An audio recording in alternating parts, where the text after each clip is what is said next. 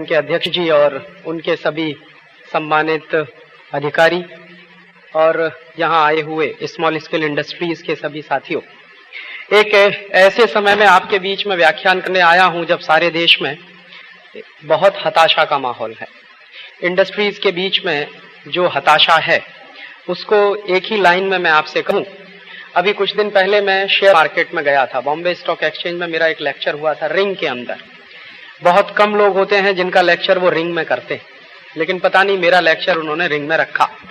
और share market के जो चेयरमैन है मिस्टर दमानी, वो खुद मेरे लेक्चर में मौजूद थे।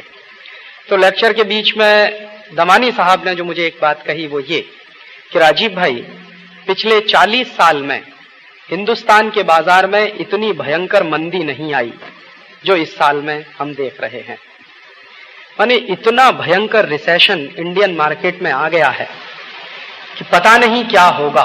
वो खुद कह रहे हैं, मुझे खुद नहीं मालूम कि मेरे देश के लोगों के साथ क्या होने जा रहा है।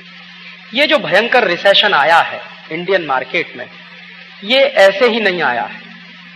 इसको बाकायदा प्लानिंग के साथ आपके मार्केट में इंट्रोड्यूस किया गया और आपके मार्केट में रिसेशन को इंट्रोड्यूस किया है एक पॉलिसी के तहत जिसका नाम है ग्लोबलाइजेशन और लिबरलाइजेशन। कुछ लोग ऐसा मानते हैं कि ये ग्लोबलाइजेशन और लिबरलाइजेशन की जो पॉलिसीज हैं उनका नतीजा है, लेकिन मैं मानता हूं कि ये ग्लोबलाइजेशन और लिबरलाइजेशन की जो पॉलिसीज हैं वो डाली इसलिए गई हैं ताकि आपको बर्बाद किया जाए। आपके मार्केट में रिसेशन आए, आपके इंडस्ट्रीज बंद होते चले जाएं, आपके लोग व्यापार करने ना पाएं, आपके लोगों को इतनी परेशानियां पैदा कर दी जाएं कि आप खुद ही मैदान छोड़कर भाग जाएं, ताकि जब आप मैदान छोड़कर भागेंगे तो मल्टीनेशनल्स को, फॉरेन कंपनीज को एकदम खुला हुआ रास्ता मिल जाएगा। आप ही हैं जो मल्टीनेशनल कंपनीज को टक्कर दे सकते हैं, उनके साथ कंपटीशन कर सकते हैं। और मल्टीनेशनल कंपनीज की हमेशा से एक स्ट्रेटेजी रही है, आज से नहीं पिछले 50 साल से, कि उनको कोई कॉम्पिटिटर नहीं चाहिए हो। हमेशा मोनोपोली में विश्वास करते हैं वो लोग। तो मोनोपोली में विश्वास करने वाले लोग कभी भी कॉम्पिटिटर्स को बर्दाश्त नहीं करते, तो उनकी ये पॉलिसी रही है। दुर्भाग्य से ये पॉलिसी आपके देश में लागू की गई है लिबरलाइजेशन और ग्लोबलाइजेशन के नाम पर। तो आज के इस व्याख्यान में मैं दो ही बातें आपसे कहने आया हूं कि एक तो ये लिबरलाइजेशन और ग्लोबलाइजेशन हुआ क्यों, उसके पीछे कौन सी ऐसी साजिश है जिसके तहत ये चल रहा है, और दूसरा कि ये जो लिबरलाइजेशन और ग्लोबलाइजेशन हो भी गया है तो इसके नुकसान क्या हुए, और तीसरा हिस्सा कि हम इसमें से बाहर कैसे निकलें, जो सबसे महत्वपूर्ण होगा कि इसमें से बाहर निकलने का कोई रास्ता है क्या। तो इन तीन बातों पर मैं मेरे व्याख्यान को कंक्लूड करने की कोशिश करूंगा। हमारे मार्केट में ये जो लिबरलाइजेशन और ग्लोबलाइजेशन है, इंडियन गवर्नमेंट ने ये जो लिबरलाइजेशन और ग्लोबलाइजेशन शुरू किया है, ये कोई अचानक से नहीं शुरू हुआ है। इसकी जो तैयारी है वो 20 साल से चल रही है। अमेरिका और यूरोप के देश और उनके साथ कुछ मल्टीलैटरल एजेंसीज जैसे world bank, IMF, IFC, international financial corporation, world bank, international monetary fund वगैरह वगैरह, ये सब 50 साल की प्लानिंग करके चलने वाले लोग हैं। 1970 के दशक से ये प्लानिंग चल रही थी वर्ल्ड बैंक, IMF में और गेट में कि दुनिया के थर्ड वर्ल्ड कंट्रीज के मार्केट को कैप्चर करना है। और दुनिया के थर्ड वर्ल्ड कंट्रीज के मार्केट को कैप्चर क्यों करना है, आप एक चीज जान लीजिए कि अमेरिकन और यूरोपियन मार्केट में जब जब रिसेशन आता है तो वो अपने रिसेशन को ट्रांसफर करने की कोशिश करते हैं। जब भी ऐसा होता है, जैसे मैं आपको उदाहरण दूं, 1890 में बहुत बड़ा रिसेशन आया वर्ल्ड मार्केट में, 1890 में। तो 1890 में जो बहुत बड़ा रिसेशन आया वर्ल्ड मार्केट में, तो उस रिसेशन को दूर करने के लिए अमेरिकन और यूरोपियन इकोनॉमिस्ट जब बैठे मीटिंग करने के लिए, तो उस मीटिंग में उन्होंने फैसला क्या किया, उन्होंने कहा कि ये जो रिसेशन है इसको दूर करने का एक ही रास्ता है कि हम लोग कोई ऐसी परिस्थिति पैदा करें जिसमें युद्ध हो, लड़ाई हो। तो परिस्थितियां पैदा की गई। 1890 के रिसेशन को दूर करने के लिए पहले विश्व युद्ध के बारे में बहुत बड़े लेवल पे तैयारियां की गई। जो फर्स्ट वर्ल्ड वॉर हुआ वो किसी पॉलिटिकल कारण से नहीं हुआ।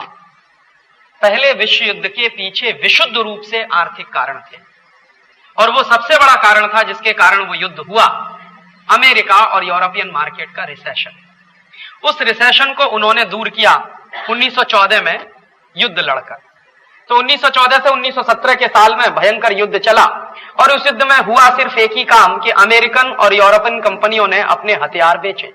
युद्ध जब होता है तो खरीदने वाले देश भी होते हैं, और हथियार बनाने वाली कंपनियां जो हथियार बनाती हैं वो इस तरह के हथियार नहीं होते जो रोज खरीदे जाएं और रोज उनका इस्तेमाल किया जाए। वो कुछ विशेष समय पर इस्तेमाल होने वाले हथियार ही हुआ करते हैं जो युद्ध के समय में बेचे जाते हैं और खरीदे जाते हैं। तो युद्ध लड़ा उन्होंने 1914 से 1917 के साल में, उसमें थोड़ा सा उनका रिसेशन दूर हो गया। तो इकोनॉमिस्टों ने यह मान लिया कि अब ये रिसेशन दूर हो गया है, कुछ साल हमको थोड़ी सी सहूलियत मिल जाएगी। लेकिन फिर क्या हुआ, फिर से 1930 में भयंकर रिसेशन शुरू हो गया, जिसको दुनिया में कहा जाता है ग्रेट इकोनॉमिक रिसेशन। तो 1930 में जो ग्रेट इकोनॉमिक रिसेशन शुरू हुआ अमेरिका और यूरोप के मार्केट में और वहां के देशों में, तो फिर से उन्होंने प्लानिंग की कि अब फिर युद्ध लड़ना चाहिए। माने जब भी रिसेशन होगा तो युद्ध लड़कर हम उस रिसेशन को दूर करेंगे। ये वहां की एक घोषित पॉलिसी है अमेरिका और यूरोप की। तो अमेरिका और यूरोप ने फिर से युद्ध लड़ा, और वो युद्ध था सेकेंड वर्ल्ड वॉर। 1939 में जो शुरू हुआ था सेकेंड वर्ल्ड वॉर, उसका भी कोई राजनीतिक कारण नहीं था, विशुद्ध रूप से आर्थिक कारणों के लिए लड़ा गया था सेकेंड वर्ल्ड वॉर। और उसमें हिटलर को तैयार किया गया था। अमेरिका की एक कंपनी है ITT, international telephone and telegraph. नाम से ऐसा लगता है कि जैसे ये टेलीफोनिक कुछ चीजें बनाती होगी, टेलीग्राफिक कुछ चीजें बनाती होगी, लेकिन सच्चाई यह है कि ये हथियार बनाने वाली बहुत बड़ी कंपनी है अमेरिका की। तो ITT ने क्या किया, अपना एक आदमी लगा दिया हिटलर के साथ। हिटलर को मालूम नहीं था, उनका एजेंट जाके हिटलर में की आर्मी में शामिल हुआ और हिटलर का राइट हैंड मैन बन गया। तो हिटलर को उसने इतना प्रवोक किया, जो हिटलर लड़ना नहीं चाहता था, शामिल होना नहीं चाहता था युद्ध में, उस हिटलर को तैयार कर दिया उस आदमी। तो हिटलर ने एक बार उसी व्यक्ति से जो उसका एडवाइजर बन चुका था, एक्चुअली वो ITT का चीफ था, उसका नाम था फ्रेडरिक म्यूलर। तो म्यूलर को एक बार हिटलर ने पूछा कि अगर मान लो मैं सेकेंड वर्ल्ड वॉर में शामिल भी हो जाऊं तो मेरे पास इतने आर्म्स नहीं है, मैं लड़ूंगा कैसे? तो उसने कहा कि आपको इसकी चिंता करने की जरूरत नहीं है, अमेरिका की बहुत सारी कंपनियां हैं जो आपको आर्म्स बेचने के लिए तैयार है। तो उसने कहा पैसा नहीं है, पैसे को मारिए गोली, पहले आप खरीद लीजिए, हम आपको कर्जा भी दिलवा देंगे। तो आपको कर्जा मिल जाएगा, कर्जा लेकर आप हथियार खरीदिए और उससे युद्ध लड़िए, जब आपको जरूरत पड़े और आपके पास हो जाए तो आपको उसको रिपे कर दीजिएगा। तो म्यूलर ने हिटलर को तैयार किया और हिटलर जो है कूद गया युद्ध में। इसी तरह से अमेरिकन एजेंटों ने जापान को तैयार किया था, जापान भी तैयार नहीं था युद्ध में लड़ने के लिए। तो जापान और जर्मनी को खड़ा कर दिया युद्ध के लिए, और उसमें भयंकर हथियार बेचे गए। आपको जानकर यह आश्चर्य होगा कि अमेरिका और अमेरिका के साथ बहुत सारे देश थे जो दोस्त देश माने जाते थे, जो फ्रेंड कंट्रीज माने जाते थे, और जर्मनी उनके विरोध में था। तो अमेरिका की ढेर सारी कंपनियां जर्मनी को भी हथियार बेचती थी और अमेरिकन आर्मी को भी हथियार बेचती। तो 5-6 साल यह युद्ध चला, और 1945 में यह युद्ध इसलिए बंद नहीं हुआ कि सभी देशों को शांति करने की जरूरत थी, इसलिए बंद हो गया कि जितने हथियार थे वो सब खर्च हो गए, हथियार बचे ही नहीं थे, तो आगे युद्ध लड़ने की संभावना नहीं थी। तो 1945 तक सेकेंड वर्ल्ड वॉर लड़के फिर उन्होंने अपना इकोनॉमिक रिसेशन दूर कर लिया। फिर उसके बाद क्या हुआ, अगेन 1960 में रिसेशन शुरू हुआ, और 1960 में रिसेशन शुरू हुआ, किसी तरह से उसको दूर करने के लिए फिर अमेरिका ने क्या किया, वियतनाम में युद्ध लड़ा, और वियतनाम में अपनी आर्मी इसको भेजा। पहले वियतनाम को हथियार भी बेचे, बाद में वियतनाम के खिलाफ युद्ध लड़ने के लिए अमेरिकन आर्मी भी आई। तो वियतनाम में युद्ध लड़ा, उससे कुछ दिन तक रिसेशन दूर हुआ। फिर कोरिया में युद्ध लड़वाया, उससे कुछ रिसेशन दूर हुआ। उसके बाद उन्होंने सूडान और लीबिया के बीच में युद्ध लड़वाया, उससे कुछ रिसेशन दूर हुआ। 1945 के बाद 1998 आ गया है। आपको शायद जानकर आश्चर्य होगा कि अमेरिकन और यूरोपियन ब्लॉक ने एक एग्रीमेंट किया हुआ। 1945 में वो एग्रीमेंट हो गया था। एग्रीमेंट क्या है कि 1945 के सेकेंड वर्ल्ड वॉर के बाद दुनिया में कोई भी युद्ध यूरोप और अमेरिका की जमीन पर नहीं लड़ा जाएगा। हम लोग युद्ध नहीं लड़ेंगे, ये उनका आपस का फैसला है। और वहां मैथमेटिशियंस काफी हैं, हमारे यहाँ के काफी मैथमेटिशियंस फ्रांस में हैं, और काफी मैथमेटिशियंस ने बेसिक रिसर्च के काम किए हैं। उन लोगों को अब वहां एक विचित्र तरह की घृणा का शिकार होना पड़ रहा है। और फ्रांस में अब एक खतरनाक तरह की राष्ट्रवादी प्रवृत्ति उनमें उभर रही है, और वहां इस तरह की बात करने लगे हैं लोग कि ये इंडियंस लोगों ने, चाइनीज लोगों ने, जापानीज लोगों ने, मलेशियंस लोगों ने और ये जो मंगोलियन रेस के लोग हैं, इन्होंने आके हमारी जॉब अपॉर्चुनिटीज खत्म कर दी। तो अब उनको एक एक करके लाइन में लगाने का काम शुरू हो रहा है। और मैं आपको ताजा उदाहरण देना चाहता हूं न्यूजीलैंड का। पिछले 10 वर्षों में न्यूजीलैंड से हमारे एशियन ब्लॉक के 1.5 लाख लोगों को निकालकर बाहर किया गया न्यूजीलैंड से, और इतने अपमानजनक तरीके से उनको बाहर निकाला गया। उनमें से कुछ लोग जब वापस लौटे भारत में, तो मैंने उनसे उनकी कहानी सुनी, तो उन्होंने कहा कि राजीव, हमारी जितनी प्रॉपर्टी थी पूरी सब सीज कर ली, सिवाय एक टिकट के हमको कुछ नहीं दिया कि जाइए भारत भाग जाइए। उसमें एशियंस लोगों के साथ इतनी बुरी तरह से बर्ताव किया गया। तो एक तरफ आप वहां जाएं, और वहां जाने के बाद जब आप सेकंड ग्रेड सिटीजन हो जाएं और उनके नौकर की तरह से काम करें, और वहां क्या बात कही जाती है। एक बार मैंने वहां के एक वैज्ञानिक से पूछा कि आप क्या मानते हैं, तो उन्होंने कहा देखो, इंडियंस लोग हैं या एशियंस लोग हैं, इनकी 2 क्वालिटीज हैं। एक तो कम पैसे पे काम करते हैं और बड़ी मेहनत से काम करते हैं। हां, आप कनाडा में जाइए, कनाडा में एक मुहावरा चलता है, और वो मुहावरा नहीं है, सच्चाई है। कनाडा में जाइए, किसी भी अच्छे डॉक्टर के क्लिनिक में पहुंच जाइए और उससे कहिए कुछ बात, तो वो डॉक्टर से आप पूछिए कि बेस्ट सर्विस चाहिए मुझे, तो कहेगा इंडियन डॉक्टर के पास जाओ, मेरे पास मत आओ। तो ये कनाडा में मुहावरा नहीं है, अब ये सच्चाई है। सबसे अच्छी सर्विसेज कनाडा में जो डॉक्टर्स दे पाते हैं वो इंडियंस हैं, और यही ब्रिटेन में हालत है। सबसे अच्छी सर्विसेज जो दे पाते हैं वो इंडियन डॉक्टर्स हैं। और तब मुझे लगता है कि हर साल हम हमारे देश के हिसाब से अगर लगाएं तो 15 से 20 बिलियन डॉलर का हम लॉस करते हैं नेशनल एक्सचेकर का, और अमेरिका को फायदा ही फायदा है कि इतनी क्रीम को तैयार करने में उसको हर साल 150 से 200 बिलियन डॉलर खर्च करना पड़ेगा। वो सारा का सारा माल उसको 15 से 20 अरब डॉलर में मिल जाता। तब प्रश्न ये है कि हम किसके लिए सर्व करें और क्यों करें।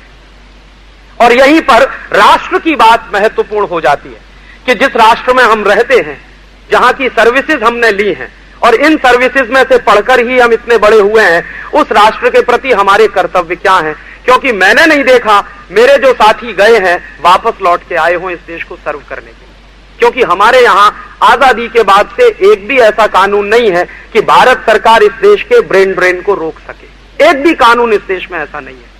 बीच में एक बार पंडित नेहरू ने कोशिश की, और पंडित नेहरू की कोशिश यह थी कि इस देश का ब्रेन ड्रेन रोका जाए और इस देश में ऐसा कानून बना दिया जाए जैसे उस समय अमेरिका में चलता था, यूरोप में चलता था।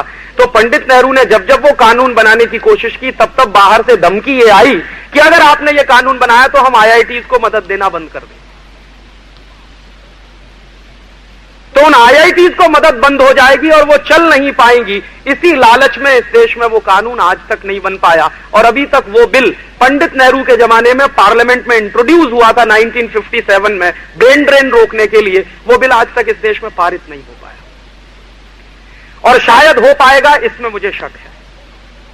क्योंकि अगर हम उनसे पैसा ले रहे हैं अपने इंस्टीट्यूट्स को चलाने के लिए, तो उनकी शर्तें माननी पड़ती हैं। क्योंकि हिंदी में एक कहावत है, वो शायद मराठी में भी होगी, जो धन देता है वो अपनी धुन बजवाता। अगर आपके आईआईटीज के लिए पैसा आ रहा है अमेरिका से एड के नाम पर, तो आप अमेरिका की धुन बजाएंगे ही, आप अपने देश की धुन नहीं बजा सकते। तो इसमें दोस्तों नुकसान एक तो देश का आर्थिक रूप से है, और दूसरा उससे बड़ा नुकसान जानते हैं क्या है, कि जो बेस्ट क्रीम है मेरे देश की, वो जब देश के बाहर चली जाती है तो देश हमारा फंडामेंटल रिसर्चेज में बहुत पीछे रह जाता है। कई बार मैं ये सोचता हूं कि जो आनंद मोहन चक्रवर्ती ने अमेरिका में जाके किया, अगर वही हिंदुस्तान में किया होता, जो काम डॉक्टर हरगोविंद खुराना ने अमेरिका में जाके किया, वही काम अगर हिंदुस्तान में किया होता, तो शायद इस देश में फंडामेंटल रिसर्चेज के काम को आगे बढ़ाने में बहुत मदद मिली होती। और पिछले कई वर्षों से हमारे देश में बेसिक रिसर्च का काम, अगर मैं कहूं तो करीब करीब ठप पड़ा हुआ है। और आप एक बात जान लीजिए ये, कि अगर बेसिक रिसर्च नहीं होगी किसी देश में, तो आप अप्लाइड फील्ड में कुछ नहीं कर सकते सिवाय दूसरों की नकल करने के। और वही इस देश में ज्यादा हो रहा है। मुझे तकलीफ इस बात की है कि हमारे देश में सबसे बड़ा स्किल्ड मैन पावर है चीन के बाद। 60,000 साइंटिस्ट हैं इस देश में इस समय। मुझे गर्व है यह कहते हुए कि कोई आजू बाजू का देश हमारी टक्कर नहीं ले सकता। और दुनिया के सबसे ज्यादा इंजीनियरिंग कॉलेजेस मेरे देश में, यह भी मैं आपको जानकारी दूं। अमेरिका में जितने इंजीनियरिंग कॉलेज हैं उसका करीब 3 से 4 गुना ज्यादा इंजीनियरिंग कॉलेज मेरे देश में। अमेरिका में जितने हाईटेक के रिसर्च इंस्टीट्यूट हैं उससे कई गुना ज्यादा मेरे देश में। अमेरिका में जितने मेडिकल कॉलेजेस हैं उससे ज्यादा हमारे देश में। और यूरोप को पूरा मिला दीजिए, पूरे 12 के 12 यूरोपियन देशों को आप एक साथ मिला दीजिए, उन सब देशों में जितने इंजीनियरिंग कॉलेज हैं उससे ज्यादा हमारे पास है। और स्टूडेंट्स के लेवल पे जब भी मैं कंपैरिजन करता हूं तो जितने स्टूडेंट्स अमेरिका में हैं, यूरोप में हैं टेक्निकल फील्ड में, उससे शायद 10 टाइम्स नहीं 15-20 टाइम्स ज्यादा स्टूडेंट्स हमारे पास हैं। तो हमारे पास इंजीनियरिंग कॉलेजेस की संख्या बहुत है, मेडिकल कॉलेजेस की संख्या बहुत है, हमारे यहां पॉलिटेक्निक्स की संख्या बहुत है, आईटीआईज की संख्या बहुत है, हमारे यहां और दूसरे छोटे मोटे सब्सिडियरी रिसर्च इंस्टीट्यूट सब मिला दें, नेशनल लेबोरेटरीज इस देश में 44 से ज्यादा है जो सीएसआर के कंट्रोल में है। इतना सब होने के बावजूद जो सबसे बड़ी तकलीफ है मुझको वो ये कि मेरे देश में नोबेल लॉरिएट नहीं है, एक भी नोबेल लॉरिएट नहीं। और एक दिन मैंने ये मेरे मन का दर्द यशपाल जी से कहा था, मैं कई बार उनसे मिलता रहता हूं तो बातें करता हूं। मैंने कहा मुझको हमेशा यही तकलीफ है कि इतना सब होने के बावजूद मेरे देश में नोबेल लॉरिएट नहीं है। तो यशपाल जी ने मुझे जवाब दिया, वो समझने वाला है। उन्होंने कहा राजीव, नोबेल लॉरिएट होता कौन है, पहले ये समझो, कौन व्यक्ति है जो नोबेल लॉरिएट हो सकता है। तो उन्होंने कहा सबसे पहली शर्त होती है किसी भी व्यक्ति के नोबेल लॉरिएट होने की कि वो कोई ऐसी नई चीज दे जो दुनिया में पहले कभी सोची नहीं गई। या तो वो व्यक्ति नोबेल लॉरिएट हो सकता है या वो व्यक्ति नोबेल लॉरिएट हो सकता है जो किसी स्थापित चीज को जो अब तक चली आई है बुरी तरह से खंडित कर दे, डिस्प्रूव कर दे। और यशपाल जी का यह कहना है कि किसी थ्योरम को प्रूव करने से ज्यादा महत्वपूर्ण होता है उसको डिस्प्रूव करना। तो दो ही बातें हो सकती हैं, या तो इस देश में कोई ऐसा आदमी खड़ा हो जो एग्जिस्टिंग स्ट्रक्चर को या एग्जिस्टिंग थ्योरम्स को या थ्योरीज को डिस्प्रूव करे, या फिर वो कोई ऐसी नई चीज दे जिसके बारे में दुनिया सोच नहीं सकती। और ये दोनों ही बातें तब होती हैं जब किसी देश में ऐसा स्ट्रक्चर हो जहां मौलिक चिंतन हो सके, इनिशिएटिव जिनके अपने हाथ में हो।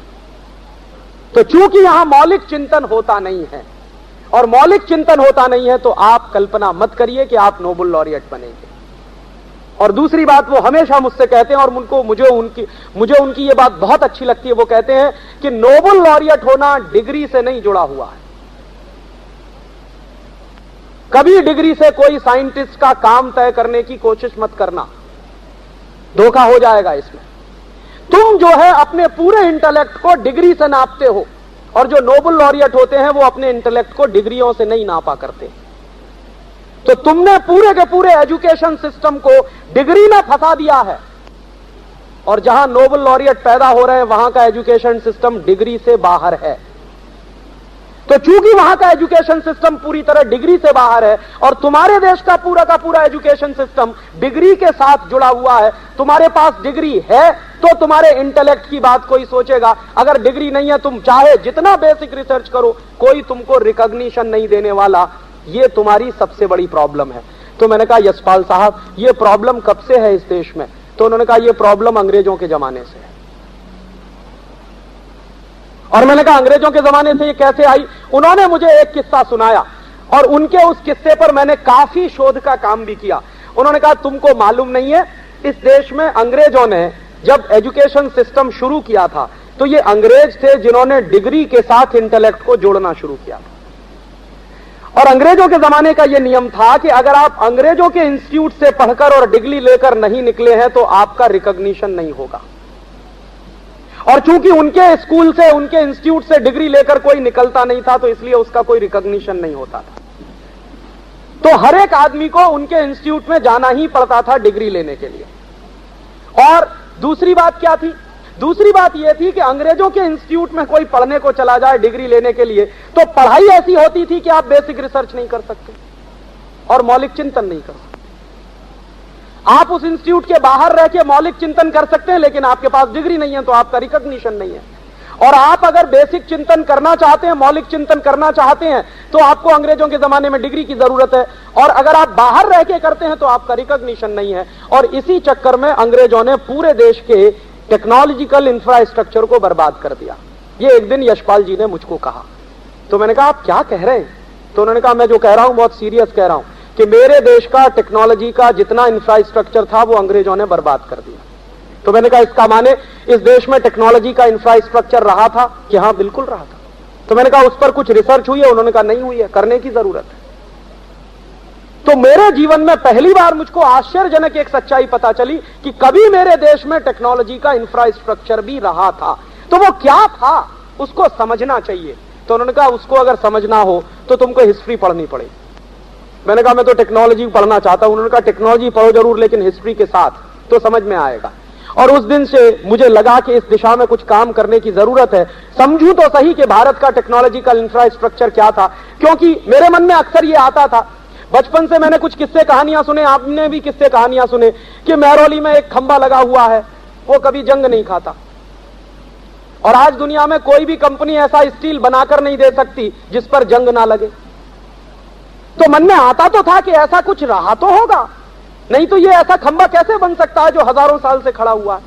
लेकिन उसका बेस क्या था, कैसा होता था, कैसे चलता था, ये पता कैसे चले। और उस दिन से कुछ उस दिशा में समझने की कोशिश की। तो इंडियन साइंस और इंडियन टेक्नोलॉजी को समझने की दिशा में कुछ रिसर्च का काम शुरू किया। और उस रिसर्च के काम को शुरू करने के लिए दुर्भाग्य मेरा ये कि सारे के सारे रिसर्च पेपर लंदन में पड़े हुए, मेरे देश में नहीं। मैं चाहता हूं कि मेरे देश की टेक्नोलॉजी क्या थी, साइंस क्या थी, उसको समझना है तो जाना पड़ेगा लंदन। तो ऐसे एक बहुत बड़े हिस्टोरियन है इस देश में जिनका नाम है प्रोफेसर धर्मपाल। उनके साथ लगकर वहां से कुछ रिसर्च पेपर लेके आया, और वहां से जो रिसर्च पेपर लेके आया उन रिसर्च पेपर्स को देखना शुरू किया। तो जो अद्भुत जानकारियां मिल रही हैं, मैं तो आश्चर्य से परेशान हूं कि ऐसा भी कभी होता था। जैसे एक उदाहरण मैं आपको देना चाहता हूं। 1820 का एक पेपर है मेरे पास, ब्रिटिश पार्लियामेंट का। वो पेपर क्या है, हमारे देश में एक विलियम एडम नाम का एक अंग्रेज ऑफिसर है, और वो विलियम एडम नाम का अंग्रेज ऑफिसर है जिसको अंग्रेजों ने भेजा है भारत का सर्वे करने के लिए। तो वो भारत का सर्वे करने आया है, और भारत का सर्वे अंग्रेज करा रहे हैं ताकि यहाँ के देश की टेक्नोलॉजी क्या है और इस देश का टेक्निकल मैन पावर कितना है, उनका कैसे हम उपयोग कर सकते हैं यूरोप के लिए, उसका अंदाजा उनको करना। तो विलियम एडम आया और 1820 से उसने यहाँ सर्वे करना शुरू किया। तो विलियम एडम की सर्वे की रिपोर्ट कुछ 1017 पन्ने की है। वो पूरी रिपोर्ट हाउस ऑफ कॉमन्स की लाइब्रेरी से मिल गई और वो हम लोग निकलवा के ले आए। तो विलियम एडम उस सर्वे में क्या क्या दे रहा है आप सुनेंगे तो आश्चर्य करेंगे कि भारत जो है हाईली टेक्निकल एडवांस्ड कंट्री है, और यूरोप भारत की टेक्नोलॉजी की तुलना में कहीं भी नहीं ठहरता। और उसमें वो उदाहरण क्या क्या दे रहा है, विलियम एडम की रिपोर्ट में वो लिख रहा है कि इस समय 1820 में जो स्टील भारत में बन रहा है वैसा स्टील यूरोप में कहीं नहीं बनता। और वो कह रहा है कि मैं गया था कभी डेनमार्क, विलियम एडम कभी गया होगा डेनमार्क, तो कह रहा है कि मैंने देखा है कि यूरोप में सबसे अच्छा स्टील डेनमार्क में बनता है, लेकिन भारत का स्टील डेनमार्क के स्टील से कई गुना अच्छा है। तो रिपोर्ट में वो एक सजेशन दे रहा है। क्या सजेशन दे रहा है कि अगर ईस्ट इंडिया कंपनी को जहाज बनाने हो, हथियार बनाने हो, स्टील का उपयोग करना हो तो सारा का सारा स्टील भारत से इंपोर्ट करिए। तो उसने ये जो लिखा है अपनी रिपोर्ट में, तो इस पर कई ब्रिटिश पार्लियामेंट के एमपीज को आश्चर्य हुआ कि क्या लिख रहा है ये आदमी। तो जिनको आश्चर्य हुआ है वो लोग भारत में आए हैं कि देखें कहां स्टील बन रहा है भारत में, क्या टेक्नोलॉजी है भारत में स्टील बनाने की। तो विलियम एडम सबको पकड़कर ले गया। मध्य प्रदेश में एक जगह है उसका नाम है सरगुजा। तो सरगुजा ले गया और सरगुजा में उस समय स्टील बनाने के छोटे छोटे 10,000 कारखाने, विलियम एडम के सर्वे की रिपोर्ट बता रही। और वो कह रहा है कि ये सब स्टील बनाने के कारखाने जो लोग चलाते हैं उनके पास कोई डिग्री नहीं है, लेकिन वो स्टील बनाना जानते हैं और परंपरा से वो सब सीखते हुए आ रहे हैं। तो वहां के लोग जब गए हैं, अंग्रेजों की पार्लियामेंट का डेलीगेशन सरगुजा के लोगों के पास जब मिलने को गया है, तो उनका कम्युनिकेशन ठीक से नहीं हो पा रहा है, क्योंकि वो अंग्रेजी बोलते हैं, सरगुजा के लोग अंग्रेजी जानते नहीं है। लेकिन वो देख रहे हैं कि उन लोगों को स्टील बनाते हुए, और सरगुजा में जो स्टील बनता है उस जमाने में, तो विलियम एडम की सर्वे की रिपोर्ट में उसका स्टैटिस्टिक्स है कि सरगुजा के इलाके में जो 10,000 छोटे छोटे स्टील बनाने के कारखाने हैं, कितना स्टील बन रहा है उनमें उस जमाने में 1820 में, तो अप्रोक्सीमेट 20 से 30 लाख टन। और अभी 3 महीने पहले आर्कियोलॉजिकल सर्वे ऑफ इंडिया के लोगों ने राजस्थान और गुजरात के बॉर्डर पर एक गांव तलाशा है, माउंट आबू से थोड़ा निकलकर है, सिरोही डिस्ट्रिक्ट में है। उस गांव की खुदाई हुई है, तो उस गांव की खुदाई में ब्लास्ट फर्नेस निकली है, जिनमें कभी भट्टी हैं जो स्टील पकाने की रही होंगी। तो आर्कियोलॉजिकल सर्वे ऑफ इंडिया के लोग कह रहे हैं कि आज से करीब 150-200 साल पहले तक इस गांव के आसपास के इलाके में स्टील बनाने का काम होता था। और आर्कियोलॉजिकल सर्वे ऑफ इंडिया के ही स्टेटमेंट पर मैं एक दूसरी बात कहना चाहता हूं कि 18वीं सेंचुरी के आसपास कोयंबटूर के इलाके में ऐसे 150 से ज्यादा गांव थे जहां स्टील बनाने का काम होता है। तो ये पूरे देश में जो स्टील बनाने की इंडस्ट्रीज फैली हुई है, इसके बारे में विलियम एडम का अप्रोक्सीमेट है, एक अप्रोक्सीमेशन है, अनुमान है कि शायद हिंदुस्तान में, वो लिख रहा है कि शायद हिंदुस्तान में 80 से 90 लाख टन स्टील बनता है 1820 में। और उस समय यूरोप के 12 देशों में कुल मिलाकर मुश्किल से 30 से 40 लाख टन स्टील बनता है। और आज इस देश में कितना स्टील बनता है? इतना हाईटेक इस देश में मौजूद है, इतने बड़े बड़े प्रोजेक्ट इस देश में हैं, लाखों करोड़ रुपए का इन्वेस्टमेंट उसमें हमारा है। और वो लाखों करोड़ रुपए के इन्वेस्टमेंट में इस समय जो टोटल स्टील प्रोडक्शन है हिंदुस्तान का, वो करीब 100 लाख टन के आसपास है।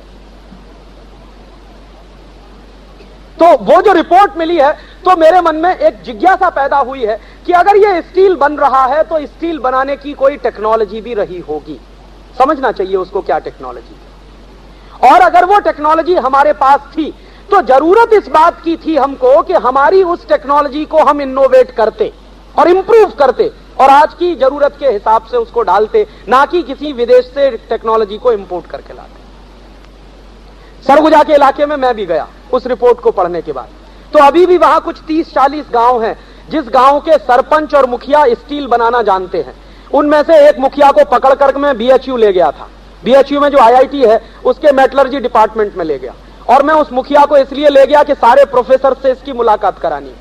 तो मैंने ले जाके उसको खड़ा कर दिया, और जो स्टील वो बनाता है अपने गांव की भट्टी पर, वो स्टील भी मैं लेके आया साथ में। और मैं तो मेटलर्जी का स्टूडेंट नहीं रहा, इसलिए मेरा कोई विशेष ज्ञान नहीं है, मैं तो इलेक्ट्रॉनिक्स टेलीकम्युनिकेशन थोड़ा पढ़ता रहा। तो जो मेटलर्जी के एक्सपर्ट्स हैं बीएचयू में, उनको मैंने कहा कि आप जरा इसको टेस्ट करिए, ये भाई सरगुजा के गांव में स्टील बनाता है, इसको जरा टेस्ट करिए और मुझे बताइए कि इसकी क्वालिटी क्या है। तो 3 महीने बनारस यूनिवर्सिटी में इस पर मेटलर्जी डिपार्टमेंट में कुछ लोगों ने काम किया, और काम करने के बाद उनमें से एक प्रोफेसर ने मुझे कहा कि इनका स्टील टाटा के स्टील की तुलना में बस 19 है, कोई बहुत कमजोर नहीं है। तो मैंने कहा टाटा के कारखाने में जो स्टील बनता है उसमें लाखों करोड़ रुपए का इन्वेस्टमेंट है, और ये आदमी तो अपनी छोटी सी ब्लास्ट फर्नेस पे ये पका लेता है। तो मैंने उनसे कहा कि आप इसके साथ जरा डायलॉग कर सकते हैं। तो उन्होंने कहा यही सबसे बड़ी मुश्किल है हमारी, कि हम जो टर्मिनोलॉजी इस्तेमाल करते हैं वो ये आदमी जानता नहीं, और ये जो टर्मिनोलॉजी इस्तेमाल करता है वो हम जानते नहीं। तो मैंने कहा फिर टेक्नोलॉजी ट्रांसफर कैसे होगा? टेक्नोलॉजी ट्रांसफर तो रुक गया। तो मैंने प्रोफेसर साहब से मजाक में कहा था, इसको आप अपने डिपार्टमेंट में लेक्चरर बना सकते हैं। कहने लगे क्या बात कर रहे हो? मैंने कहा मैं पूछ रहा हूं आपसे, इसको आप मेटलर्जी डिपार्टमेंट में नौकरी दे दीजिए। तो उन्होंने कहा क्यों? मैंने कहा ये सब स्टूडेंट को स्टील बनाना सिखाएगा जो आप नहीं सिखा सकते।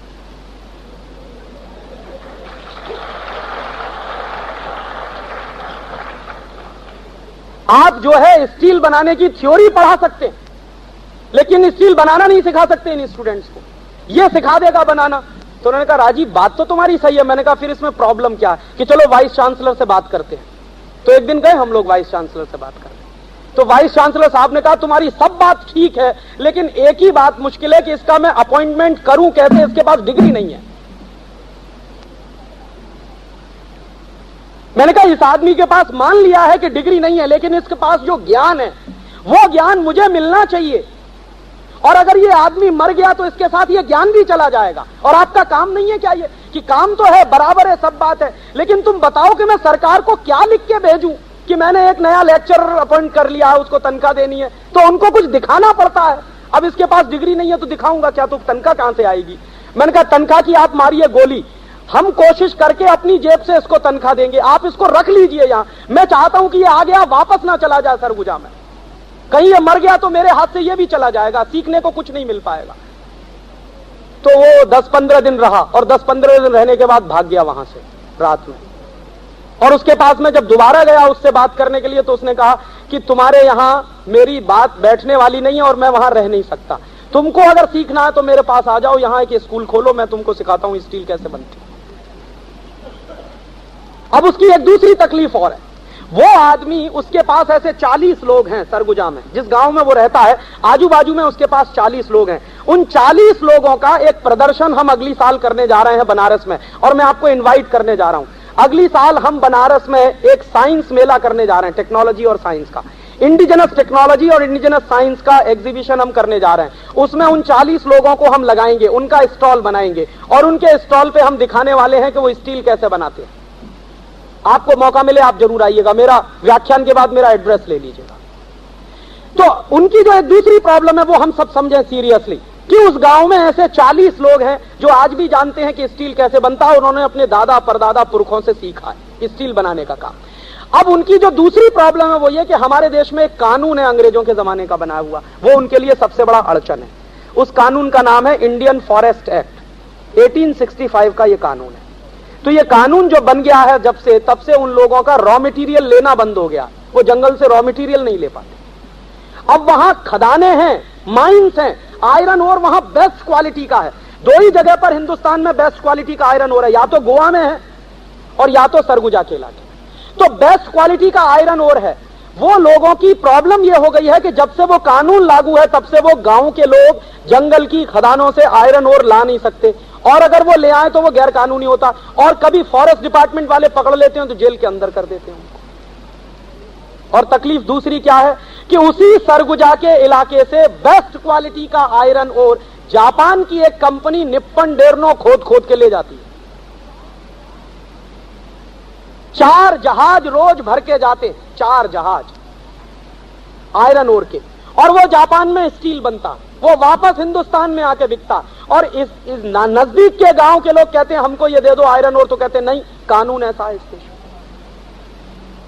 अब अंग्रेजों ने वो 1865 में कानून बना दिया था, उस कानून के आधार पर इस देश के आदिवासियों को जंगल की संपत्ति लेने से रोक दिया गया था, तो वो आदिवासी बेचारे संपत्ति ले नहीं पाते, इसलिए उनका जो ज्ञान है वो मर रहा है, धीरे धीरे खत्म हो रहा है, और पता नहीं कब खत्म हो जाएगा। मेरी चिंता यह है कि वो 40 अगर जिंदा नहीं रहे तो इस देश में ज्ञान का जो आखिरी भंडार खुलने की संभावना वो खत्म हो जाएगी, क्योंकि ये ज्ञान किसी किताब में उपलब्ध नहीं है। मैंने बहुत लाइब्रेरीज तलाशे इस देश में, IITs में गया, कहां कहां नहीं गया, किसी भी लाइब्रेरी में इंडियन स्टील की इंडियन स्टील जो बनता रहा कभी 18वीं शताब्दी में, 19वीं शताब्दी में, 17वीं शताब्दी में, उसकी हिस्ट्री कहीं भी नहीं है, किसी भी लाइब्रेरी में। तो होना चाहिए वो सब, लेकिन करेगा कौन? किसी को इंटरेस्ट नहीं है। और ये चूंकि इंटरेस्ट नहीं है हमको, इसलिए शायद मुझे लगता है कि हमारे देश में जो टेक्निकल डेवलपमेंट होना चाहिए, जो इंफ्रास्ट्रक्चर बन जाना चाहिए था अब तक 50 साल में, वो नहीं बन पाया। और इसके विपरीत दूसरे देशों में अगर कोई पुरानी उनके पास कोई टेक्निकल वो है, नो हाउ, उसको वो प्रिजर्व ही नहीं करते हैं, बल्कि लगातार अपडेट करने की कोशिश करते रहते हैं। मेरे देश में ये नहीं हो पाता, सरकार की गलत नीतियों के कारण। और ऐसे ही मैं आपको बताऊं, कोयम्बटूर के इलाके में कभी आपको मौका मिले तो आप घूमिए, मैंने 30-40 गांव घूमे हैं, वहां पर डाइस बनाने वाले लोग हैं, और इतनी बेहतरीन क्वालिटी की डाइस बनाते हैं कि जर्मनी से एक ऑर्डर आया है, और जर्मनी का एक आदमी उस इलाके में घूम के आता है, उसने भारत सरकार को शर्त लगाई है कि कोयम्बटूर के गांव के लोग जो बनाते हैं वही हमको चाहिए। अब उनकी मुश्किल क्या है कि कोयम्बटूर के आसपास के गांव में जो डाइस बनाने वाले लोग हैं, जिनके पास टेक्निकल नो हाउ है, वो पढ़े लिखे नहीं, वो साक्षर नहीं, उनको A फॉर एप्पल नहीं आता, B फॉर बॉय नहीं आता, उनको बाकी बहुत कुछ आता है। तो हम लोगों ने मान ये रखा है कि वो तो बेवकूफ है क्योंकि पढ़े लिखे नहीं है, साक्षर नहीं है। तो साक्षरता वाले उनको जाके सिखाते हैं ए फॉर एप्पल। एक दिन मैं पहुंचा तो साक्षरता वाले बैठे हुए थे, उनको सिखा रहे थे। मैंने कहा बेवकूफो, तुम इनसे सीखो, तुमको कुछ नहीं आता जो इनको आता, और तुमने इनको ए फॉर एप्पल सिखा भी दिया, बी फॉर बॉय सिखा भी दिया, तो इनके किसी काम आने वाला नहीं है। ये तो जो ज्ञान जानते हैं, जो इनके पास नॉलेज है, उस नॉलेज का हमारे देश के लिए फायदा मिले, उस दृष्टि से इनसे सीखने जाओ, ना कि इनको सिखाने। अप्रोच ये होने की जरूरत है, लेकिन नहीं है। और ऐसे ही एक दो नहीं है, हम लोग पिछले कुछ सालों से लिस्ट बना रहे हैं। ऐसे कुछ 36 इंडस्ट्रियल सेक्टर्स हो सकते हैं जहां पर हमारे पास बेस्ट क्वालिटी की टेक्नोलॉजी कभी थी और आज भी हो सकती है, बशर्ते उसको अपग्रेड करने की जरूरत है, इनोवेट करने की जरूरत है। लेकिन प्रश्न यह उठता है कि उसको करेगा कौन? हर एक को तो अमेरिका जाने की पड़ी है इस देश में, हर एक को तो यूरोप जाने की पड़ी है इस देश में। किसी को भी तो इस देश की इंडस्ट्री में और इस देश की टेक्नोलॉजी को अपग्रेड करने में इंटरेस्ट नहीं है। और इंटरेस्ट इसलिए नहीं है कि हमारा एजुकेशन सिस्टम हमको कभी भी राष्ट्र प्रेम सिखाता नहीं है। ये मेरे ही देश का एजुकेशन सिस्टम है जो मुझको राष्ट्र प्रेम नहीं सिखाता, और इसलिए मुझे कभी भी दर्द नहीं होता जब इस देश से भागकर मैं किसी दूसरे देश में पहुंच जाता हूं। तो नुकसान क्या हो रहा है दोस्तों? नुकसान ये हो रहा है कि हम जा तो रहे हैं बाहर, 15 से 20 अरब डॉलर का नुकसान कर रहे हैं, उनका फायदा कर रहे हैं, और उससे भी बड़ा नुकसान ये हो रहा है कि जो एग्जिस्टिंग टेक्नोलॉजी है, जो अभी भी जिंदा है, कहीं कहीं मरती हुई दिखाई दे रही है, उसको अपग्रेड करने के लिए जो हमको नौजवान चाहिए वो मिलते नहीं है। और वो देश का ही नुकसान है, किसी और का नुकसान नहीं। तो मुझे ऐसा लगता है, और मैं आपसे ये अपील भी करने आया हूं कि आप में से कुछ नौजवानों को अगर थोड़ी भी प्रेरणा मिले तो मैं अगले साल एक R&D का बड़ा सेंटर खड़ा करने जा रहा हूं, और शायद वो सेंटर वर्धा में खड़ा होगा, गांधी जी के आश्रम के बाजू में। वो सेंटर खड़ा करने के पीछे मेरा एक ही सपना है, सिर्फ 1 पॉइंट एक सपना है मेरा, कि जो टेक्नोलॉजी हमारे पास कभी थी और आज भी कहीं है टूटी फूटी अवस्था में, उस टेक्नोलॉजी को आज की जरूरत के हिसाब से हम कैसे मॉडिफाई करें और कैसे वो एप्लीकेबल बने और कैसे फंक्शनल बने ताकि वो इस देश के काम में आए। एक तो ये काम है दोस्तों, और ये छोटा काम नहीं है, ये बहुत बड़ा काम है। ये इतना बड़ा काम है, मैं आपको एक ही इशारे से कहना चाहता हूं कि इस देश में कितनी टेक्नोलॉजी रही होगी। चूंकि अंग्रेजों के कुछ सर्वे हैं, हमने तो कभी सर्वे भी नहीं किए हैं इस देश में। अंग्रेजों के सर्वे से अंदाजा लग रहा है कि इस देश में स्टील बनाने की इंडस्ट्री कितनी डेवलप थी। एक याद आ गया तो कह दूं, हमारे देश में एक और रिपोर्ट है, उसी सर्वे में एक छोटी सी पुस्तक है, और वो छोटी सी पुस्तक है 1790 की लिखी हुई। और 1790 के साल में एक अंग्रेज ऑफिसर आया है हमारे देश में, उसकी लड़ाई हुई है हैदर अली के साथ। हैदर अली उस समय यहां का वो है, नवाब है, टीपू सुल्तान, ये इधर डेक्कन के इलाके का। तो हैदर अली से लड़ने के लिए एक अंग्रेज ऑफिसर आया, और वो अंग्रेज ऑफिसर पहले भी कई बार हैदर अली से लड़ चुका है। उस अंग्रेज ऑफिसर की लिखी हुई एक छोटी सी पुस्तक है 30-40 पन्ने की। तो वो तो 30-40 पन्ने की पुस्तक है, बहुत अद्भुत पुस्तक है। तो 1790 के साल की लिखी हुई पुस्तक है, वो भी हाउस ऑफ कॉमन्स की लाइब्रेरी में पड़ी हुई थी, धूल खा रही थी, उसको मैं ले आया। उसमें वो लिख क्या रहा है ऑफिसर? वो लिख रहा है कि मैं हैदर अली से युद्ध लड़ने गया और युद्ध में हार गया, और युद्ध में जब हारा है वो, तो हैदर अली ने उसकी नाक काट ली। हाँ, मारा नहीं है उसको, उसकी नाक काटी है तलवार से, और नाक काट के उसके हाथ में पकड़ा दी और कह दिया कि अब तुम जाओ। तो उस जमाने में क्या होता होगा, अंदाजा मैंने लगाया है। अंदाजे से यह लगता है कि उस जमाने में एक मुहावरा चलता था, आज भी है, कि नाक कटा के आए हैं, माने बेइज्जती करा के आए हैं। तो हैदर अली चाहता तो उसको मार देता, लेकिन वो मारा नहीं है उसको, उसकी नाक काटी है, और नाक काटकर उसके हाथ में पकड़ाई है, और उसको कहा कि अब तुम भाग जाओ और दोबारा कभी मत आना, अब की बार अगर आए तो तुमको जिंदा नहीं छोड़ूंगा। तो वो ऑफिसर वहां से भागा, और हैदर अली की सीमा के बाहर जब वो निकला है तो एक गांव का जिक्र उसने किया है, वो गांव का नाम मैं भूल रहा हूं, उस किताब में है। वो गांव की सीमा पर जब आया है तो एक नौजवान उससे मिलता है, और वो पूछ रहा है कि तुम्हारी नाक से इतना खून निकल रहा है, तुम जा कहां रहे हो? तो वो समझ नहीं पाया है, टूटी फूटी भाषा में उसने कुछ बताया है। तो वो नौजवान समझा है कि इसकी नाक कटी है, और हाथ में देख रहा है कि कटी हुई नाक है। तो उस नौजवान ने उसको इशारे से कहा है कि तुम रुको, मैं तुम्हारी नाक जोड़ता हूं, माने ऑपरेशन करता हूं। तो वो ले गया, और उसके ऊपर ऑपरेशन हुआ है कुछ 1.5 घंटे का, और 1.5 घंटे के ऑपरेशन के बाद उसने सर्जरी की है, और सर्जरी करके उसकी नाक जोड़ी है, और 15 दिन वो उस नौजवान के साथ रहा है। उसके बाद वापस लौट के लंदन गया। लंदन जाके उसका एक दोस्त है जिसको वो कहता है कि तुमको कुछ नहीं मालूम, सर्जरी तो हिंदुस्तान में होती है। तो लंदन के कुछ सर्जन्स आए हैं, और वो पहुंचे हैं हैदर अली की सीमा में, और हैदर अली को उन्होंने निवेदन किया है कि हमको आपके उन गांव में जाने की इजाजत दीजिए जहां पर सर्जरी करने वाले लोग रहते हैं। तो वो लोग वहां पहुंचे हैं और वो लोग करीब 1.5 पौने 2 साल वहां रहे हैं। सर्जरी उन्होंने सीखी है और सर्जरी सीखकर वापस लंदन गए हैं और fellow of the royal society की स्थापना हुई है। माने 1790 में भारत में सर्जरी की टेक्नोलॉजी उपलब्ध है, कोई कल्पना नहीं कर सकता। और यह भी आपको जानकारी दे दूं कि प्लास्टिक सर्जरी दुनिया में सबसे पहले भारत में आई है, यूरोप में यहां से गई है। यूरोपियंस आए हैं यहां से प्लास्टिक सर्जरी सीख कर गए हैं और तब यूरोप में प्लास्टिक सर्जरी बनी है और उसके आधार पर इंस्टीट्यूट चले हैं। तो वो पुस्तक में 70-80 पन्ने हैं, बड़े जर्जर अवस्था में है। मैंने उसको कंप्यूटर में फीड करके उसका प्रिंट आउट निकाला और उसको रिप्रोड्यूस करने वाला हूं मैं उस पुस्तक को, और इस देश के मेडिकल कॉलेजेस में भेजने वाला हूं कि देखो पढ़ो इसमें क्या लिखा है। और तब इस देश के डॉक्टरों को शर्म आएगी ये कहते हुए कि हम FRS होके आए हैं लंदन से।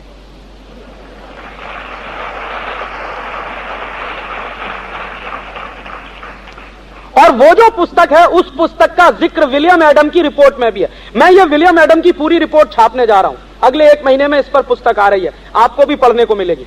तो विलियम एडम की रिपोर्ट में उस सर्जरी की घटना का उसने रेफरेंस दिया है, और वो रेफरेंस देते हुए विलियम एडम क्या कह रहा है? विलियम एडम कह रहा है कि मैंने जब भारत का सर्वे किया है तो भारत में टेक्नोलॉजिकल नो हाउ कितना है, इस देश में इंफ्रास्ट्रक्चर कितना है, उसकी जानकारी वो दे रहा है उस सर्वे में। तो कह रहा है कि पूरे दक्षिण भारत में, माने मद्रास प्रेसिडेंसी में, उस जमाने में मद्रास प्रेसिडेंसी माने पूरा दक्षिण भारत, करीब करीब 4-5 प्रदेश उसमें शामिल हैं। तो वो कह रहा है कि पूरी की पूरी मद्रास प्रेसिडेंसी में 1.5 लाख कॉलेजेस हैं। गांव कितने मालूम है उस समय? गांव की संख्या है मद्रास प्रेसिडेंसी में 1820 के आसपास, जो रेवेन्यू के डॉक्यूमेंट्स आर्काइव्स में पड़े हैं उनको निकालकर मैंने गांव की संख्या कैलकुलेट की है, तो 1,47,000 गांव हैं और कॉलेजेस 1.5 लाख है। ऑन एन एवरेज हर गांव में 1-1.25 कॉलेज है या 1.5 कॉलेज है, मान लीजिए। एवरेज वैसे निकालना नहीं चाहिए, ये सबसे इडियोटिक वो है कैलकुलेशन, लेकिन फिर भी अपनी सुविधा के लिए हम कर लें। तो हर गांव में 1 कॉलेज है और उस कॉलेज का क्लासिफिकेशन है। विलियम एडम के सर्वे की रिपोर्ट में उन कॉलेजेस का क्लासिफिकेशन है। किस आधार का क्लासिफिकेशन है? कि इनमें से ऐसे कॉलेजेस कितने हैं जो हायर लर्निंग इंस्टीट्यूट्स हैं। जो शब्द इस्तेमाल किया है विलियम एडम ने, हायर लर्निंग इंस्टीट्यूट्स कितने हैं इसमें। तो विलियम एडम की रिपोर्ट कह रही है कि कम से कम 22 से 25 हजार हायर लर्निंग इंस्टीट्यूट्स। तो क्या पढ़ाते हैं उन हायर लर्निंग इंस्टीट्यूट्स में? तो उसने लिस्ट बताई है ब्रिटिश पार्लियामेंट को कि इनमें क्या क्या पढ़ाई होती है। तो वो सब नाम संस्कृत में है। अगर मैं संस्कृत बोलना शुरू करूंगा तो आपको समझ में नहीं आएगा, क्योंकि हम लोग यही नहीं जानते हैं, तो इसलिए अंग्रेजी में बोल रहा हूं। क्या क्या पढ़ाया जाता है? तो नंबर 1 पे कह रहा है कि यहां एस्ट्रोफिजिक्स पढ़ाई जाती है। अब आप इस पे कल्पना करिए, एस्ट्रोफिजिक्स 1820 में हिंदुस्तान में पढ़ाई जाती है, आज शायद ही कहीं पढ़ाई जाती है, खत्म हो गई है। दूसरा वो कह रहा है कि यहां मैथमेटिक्स पढ़ाया जाता है, तो उसको वो कह रहा है वैदिक मैथमेटिक्स है। और विलियम एडम कह रहा है कि ये जो वैदिक मैथमेटिक्स है ये इतना अद्भुत है कि कोई भी वैदिक मैथमेटिक्स का स्टूडेंट जब आता है, बड़े से बड़ा कैलकुलेशन दे दो, सेकंड्स में हल कर देता। तो कुछ फॉर्मूले हैं जो उसने उदाहरण के लिए रिपोर्ट में दिए हैं, तो वो फॉर्मूले मैंने निकाले हैं। और मेरी जो नई आजादी नाम की एक मैगजीन छपती है उसमें पिछले महीने के अंक में मैंने वो फॉर्मूले छापे हैं। आप उन फॉर्मूलों का इस्तेमाल करिए, 10 डिजिट्स के कैलकुलेशन बहुत आसानी से आप कर सकते हैं विद इन सम सेकंड्स। तब मुझे याद आया कि हमारे देश में, दुनिया में एक बड़ा चर्चित नाम है, उनका नाम है श्रीमती शकुंतला देवी। तो कहते हैं कि वो शकुंतला देवी जी इतनी तेज कैलकुलेशन करती है कि कंप्यूटर भी नहीं कर सकता। तो मुझे समझ में आ गया कि शकुंतला देवी क्या जानती होगी। शकुंतला देवी वो वैदिक मैथमेटिक्स के फॉर्मूले जानती है, और वो वैदिक मैथमेटिक्स के फॉर्मूले इतने जबरदस्त हैं कि कभी भी गलती होने के चांसेस नहीं है। हजारों साल से वो चलते आए, टाइम टेस्टेड है। फिर वो और कह रहा है क्या क्या पढ़ाते हैं, तो एस्ट्रोफिजिक्स पढ़ाते हैं, वैदिक मैथमेटिक्स पढ़ाते हैं, एथिक्स पढ़ाया जाता है, लॉ पढ़ाया जाता है, फिर यहां पे फिजिक्स पढ़ाई, ये ढेर सारे 17-18 शास्त्र पढ़ाए जाते हैं। और ये सब हायर लर्निंग इंस्टीट्यूट्स हैं। और इन हायर लर्निंग इंस्टीट्यूट्स में पढ़ने वाले जो स्टूडेंट्स हैं वो यूरोप के किसी भी बड़े साइंटिस्ट के मुकाबले बहुत बेहतरीन है। ये विलियम एडम का लिखा हुआ वाक्य है। तो इसलिए अंत में 1017-18 पन्ने की टोटल रिपोर्ट है। अंत में कंक्लूजन में क्या लिख रहा है कि अगर इंग्लैंड को, यूरोप को कुछ सीखना है तो भारत से आके सीखे, यहां पर टेक्नोलॉजी है। और उन्हीं दस्तावेजों में से मुझे पहली बार पता चला कि हमारे देश में 6वीं और 7वीं शताब्दी में बर्फ बनाने की टेक्नोलॉजी उपलब्ध थी। यूरोप उस समय बर्फ के बारे में कुछ जानता भी नहीं था। नेचुरल बर्फ एक होती है जो पड़ती है, वो तो वहां है जब से यूरोप बना है, लेकिन बर्फ बनाई जा सकती है वो यूरोप को मालूम नहीं था। 6वीं 7वीं शताब्दी में इस देश में बर्फ बनाने की टेक्नोलॉजी थी। और विलियम एडम उस रिपोर्ट में जो रेफरेंस दे रहा है, हर्षवर्धन का रेफरेंस है। हर्षवर्धन इस देश में 7वीं शताब्दी में है और हर्षवर्धन की राजधानी मेरा अपना गांव रहा है इलाहाबाद, उसको उस समय प्रयाग कहा करते थे। तो प्रयाग हर्षवर्धन की राजधानी है। विलियम एडम कह रहा है कि प्रयाग में बर्फ बनाने के 250 से ज्यादा कारखाने हैं हर्षवर्धन के जमाने में। तो आइसक्रीम बनाने की टेक्नोलॉजी हिंदुस्तान से गई है यूरोप में। उनको मालूम नहीं है कि आइसक्रीम कैसे बनाते हैं, यहां से गया है। और ऐसी बहुत सारी, और एक और मजे की बात, टेक्सटाइल इंडस्ट्री की जितनी टेक्नोलॉजी यूरोप में है वो सब इंडिया से गई हुई है। ये अलग बात है कि उन्होंने उसको इनोवेट किया, इंप्रूव किया, लेकिन जो बेसिक टेक्नोलॉजिकल नो हाउ है वो भारत का है जो यूरोप में गया है। और यहां आने वाले उनके तमाम जो यात्री हैं, उनके जो व्यापारी हैं, उनके जो तमाम लोग हैं, उनके माध्यम से वो गया है। तो ये जो टेक्नोलॉजी कभी इस देश में रही है तो जरूर ये देश दुनिया में बहुत बड़ा टेक्निकल देश रहा होगा। तो उसके भी आंकड़े मौजूद हैं। ब्रिटिश पार्लियामेंट की डिबेट है, एक डिबेट, उसमें जो एक चर्चा चल रही है, चर्चा ये है कि 1820 और 1835 के साल में दुनिया में जो टोटल एक्सपोर्ट है उसमें 33% एक्सपोर्ट अकेले भारत का, 33%। तो वो एक्सपोर्ट अगर हमारा 33% है 1835 में, माने दुनिया में जो कुल निर्यात है उसका 1/3 निर्यात अकेले हम कर रहे हैं। तो इसका माने भारत सिर्फ कृषि प्रधान देश ही नहीं रहा होगा, भारत एक बहुत बड़ा उद्योग प्रधान देश भी रहा होगा। और अगर भारत उद्योग प्रधान देश रहा होगा तो भारत में टेक्नोलॉजी भी रही होगी। और अगर वो टेक्नोलॉजी रही होगी तो उसके शोध करने की जरूरत है कि वो टेक्नोलॉजी क्या थी। हो सकता है उसमें से कुछ टेक्नोलॉजी हमारे पास आज भी उतनी जरूरत की हो जितनी कभी 200 साल पहले हुआ करती थी। इसलिए हमको थोड़ा सा इंट्रिंसिक होने की जरूरत है। हम बहुत एक्सट्रोवर्ट हो गए, हमको अमेरिका की दुनिया दिखाई देती है, यूरोप की दुनिया दिखाई देती है, अपने देश की दुनिया भी देखनी चाहिए कि यहां क्या पड़ा हुआ है और जो पड़ा हुआ है उसमें से हम हमारे देश के लिए कितना इस्तेमाल कर सकते हैं। और इसी दृष्टि से भारत को आपकी जरूरत है। ये जो आज का टाइटल है इंडिया नीड्स यू, वो यही टाइटल है। 1930-35 के आसपास का, 1940 में भी वही चलता रहा, 44 तक वही चलता रहा कि ये जो डिपार्टमेंट थे टैक्सेशन के, इनके ऑफिसर्स की जब ट्रेनिंग होती है तो उनको सिखाया क्या जाता अंग्रेजों के जमाने में। अंग्रेजों की जो पॉलिसी थी टैक्सेशन के अधिकारियों को सिखाने की, उसका एक गोल्डन वाक्य है कि आप रेवेन्यू कलेक्ट करें या न करें ये इमैटीरियल है, लेकिन आप एंटरप्रेन्योरशिप को जरूर किल कर दीजिए। ये गोल्डन वाक्य है जो सिखाया जाता है आईआरएस ऑफिसर्स को। इस पर पूरी ट्रेनिंग दी जाती है उनको। तो उनकी जो ट्रेनिंग है वो अंग्रेजों के जमाने के बनाए गए कानून के आधार पर चलती है और वो कानून एक फिलॉसफी पर चलता है। वो फिलॉसफी क्या है कि रेवेन्यू कलेक्ट कर पाए न कर पाए ये इमैटीरियल है, लेकिन आपको इतना परेशान वो कर दें कि आप अपना धंधा बंद कर दें, आप अपनी फैक्ट्री बंद कर दें।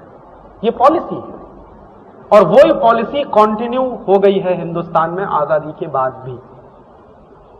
और फिर भी आप डटे हुए हैं, कुछ कर रहे हैं तो आप बधाई के पात्र हैं, नहीं तो आपको बर्बाद करने के लिए तो पूरा का पूरा टैक्सेशन का डिपार्टमेंट आपकी छाती पर खड़ा हुआ। कभी आप प्रश्न पूछिए, मैं अपने आप से पूछता हूं कि हिंदुस्तान में जिन लोगों के घरों में सबसे ज्यादा काला धन है उनके घरों में इनकम टैक्स की रेड कभी क्यों नहीं होती?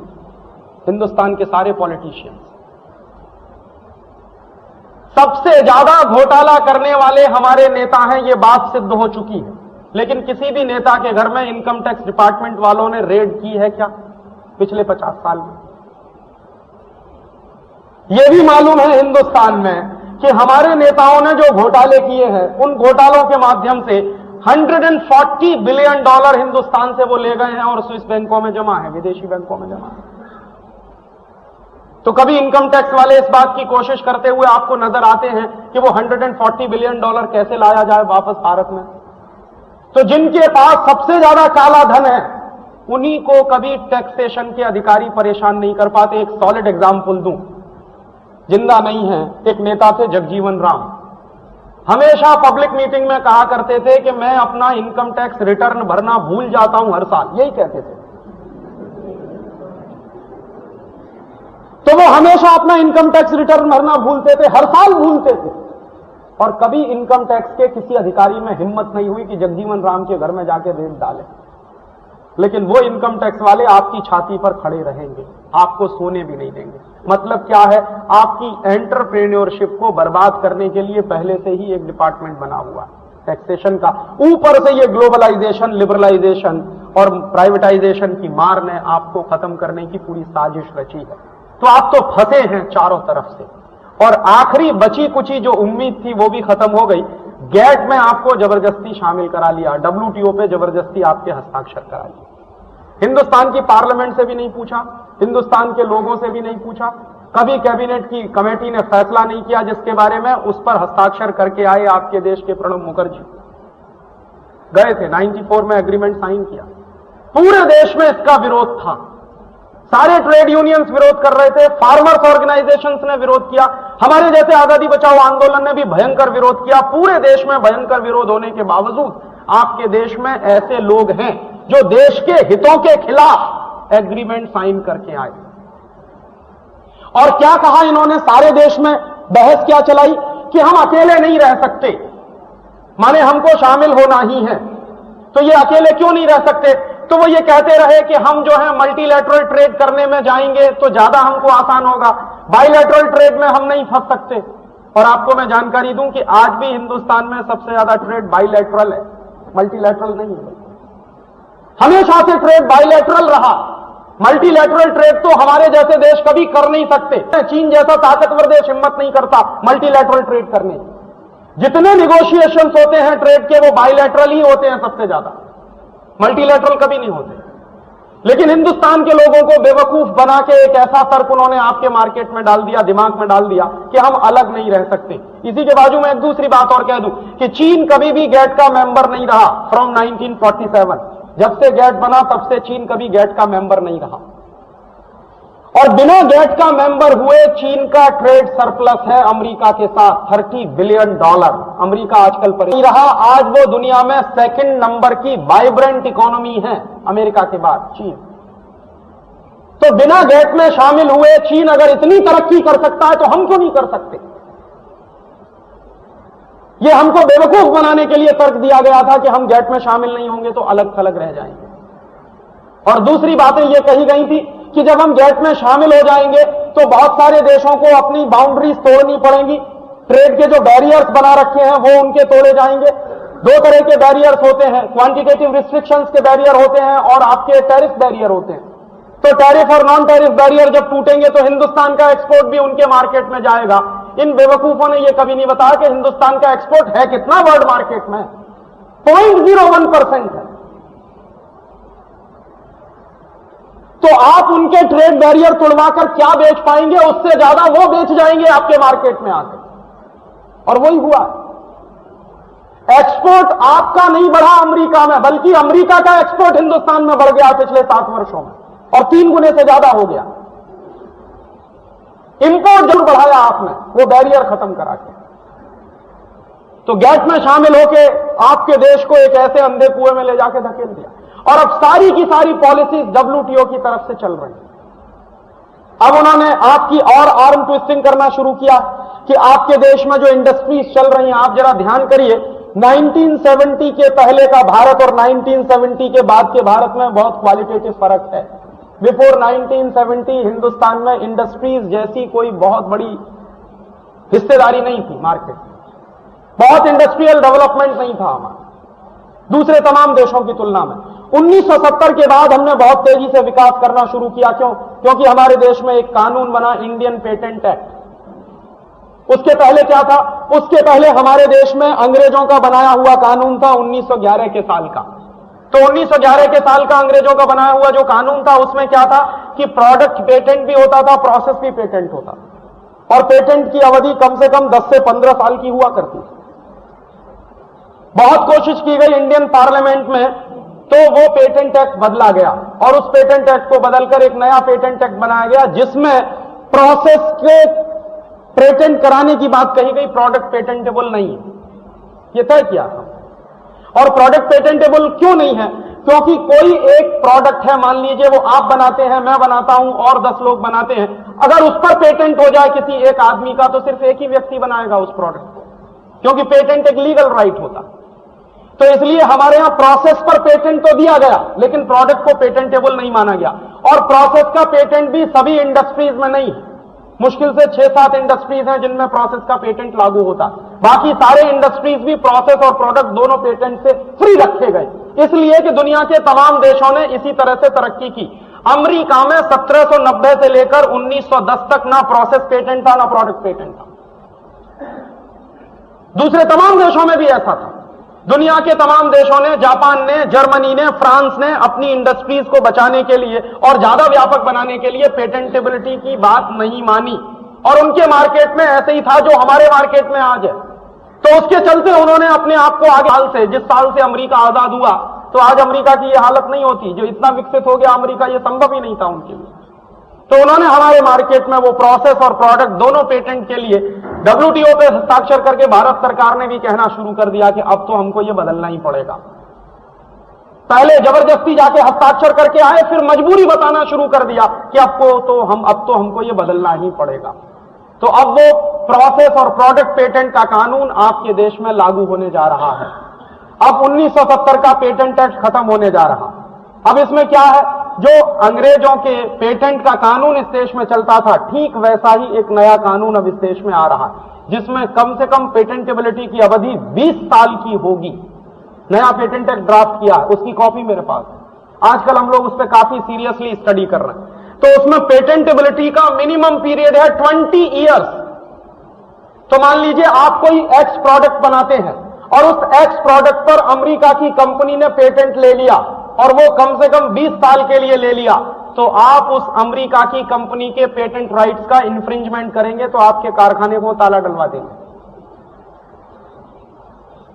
और इसमें क्या है कि प्रोसेस के साथ साथ प्रोडक्ट का भी पेटेंट होगा। तो मान लीजिए किसी एक्स प्रोसेस से आप कोई एक प्रोडक्ट बनाते हैं, वो प्रोडक्ट अब आप नहीं बना पाएंगे अगर उस प्रोसेस पर अमेरिकन कंपनी ने पेटेंट करा रखा। तो या तो आपको उस कंपनी का सब कॉन्ट्रैक्टर बनना पड़ेगा और या फिर आप अपनी आइडेंटिटी लूज कर जाएंगे। आप एक इंडिपेंडेंट एंटरप्रेन्योर नहीं रह पाएंगे मार्केट में। और अमेरिकन कंपनियों ने क्या किया है, हिंदुस्तान में वो पेटेंट का एक्ट लागू हो उसके पहले कम से कम उन्होंने 1 करोड़ पेटेंट एप्लीकेशन फाइल करवा दिए हैं फर्जी नामों से पहले से ही। और जैसे ही हमारे देश में वो कानून बनेगा पेटेंटेबिलिटी का, वैसे ही उनको, और नियम उसमें क्या है, जो ड्राफ्ट आया है जो हमने पढ़ा है उसमें है फर्स्ट कम फर्स्ट गेट, माने जिन्होंने पहले एप्लीकेशन फाइल किया है उनको पहले मिलेगा। तो आपने तो अभी इंतजार करते करते सोचा भी नहीं है एप्लीकेशन फाइल करने का, उसके पहले उन्होंने एप्लीकेशन फाइल कर रखे। और वो कंपनियां ये कह रही हैं, उसमें एक ऐसा भी प्रोविजन है कि जब तक अमेरिकन या यूरोपियन या मल्टीनेशनल कंपनियों को पेटेंट राइट नहीं मिलेगा उतने साल के लिए उनको एक्सक्लूसिव मार्केटिंग राइट्स मिलेंगे। एक्सक्लूसिव मार्केटिंग राइट्स का बहुत सीधा सा मतलब है कि कोई माल वो मार्केट में बना रहे हैं, उस माल को अगर आप बना रहे हैं तो आपको वो अधिकार नहीं होगा मार्केटिंग का, उन्हीं को होगा, क्योंकि उनको पेटेंट के एप्लीकेशन को उन्होंने फाइल कर रखा। और ये एक ऐसा हथियार है, आखिरी ब्रह्मास्त्र है जिसको वो चलाने की कोशिश कर रहे हैं, और इसमें अगर आप फंसे तो खड़ा रहना मुश्किल हो जाएगा। इसमें अगर आप चले गए तो बचने की फिर कोई भी आशा छोड़ दीजिए। तो ऐसी बुरी परिस्थिति में जब हम चारों तरफ से घिरे हुए हैं तब प्रश्न आता है कि करें क्या। अब करने के लिए हमारे पास 2 ही रास्ते हैं। पहला रास्ता यह है जो एक वाक्य से शुरू होता है, either protest otherwise you will be perished. या तो विरोध करिए खड़े होकर ताकत के साथ, नहीं तो खत्म हो जाएंगे आप।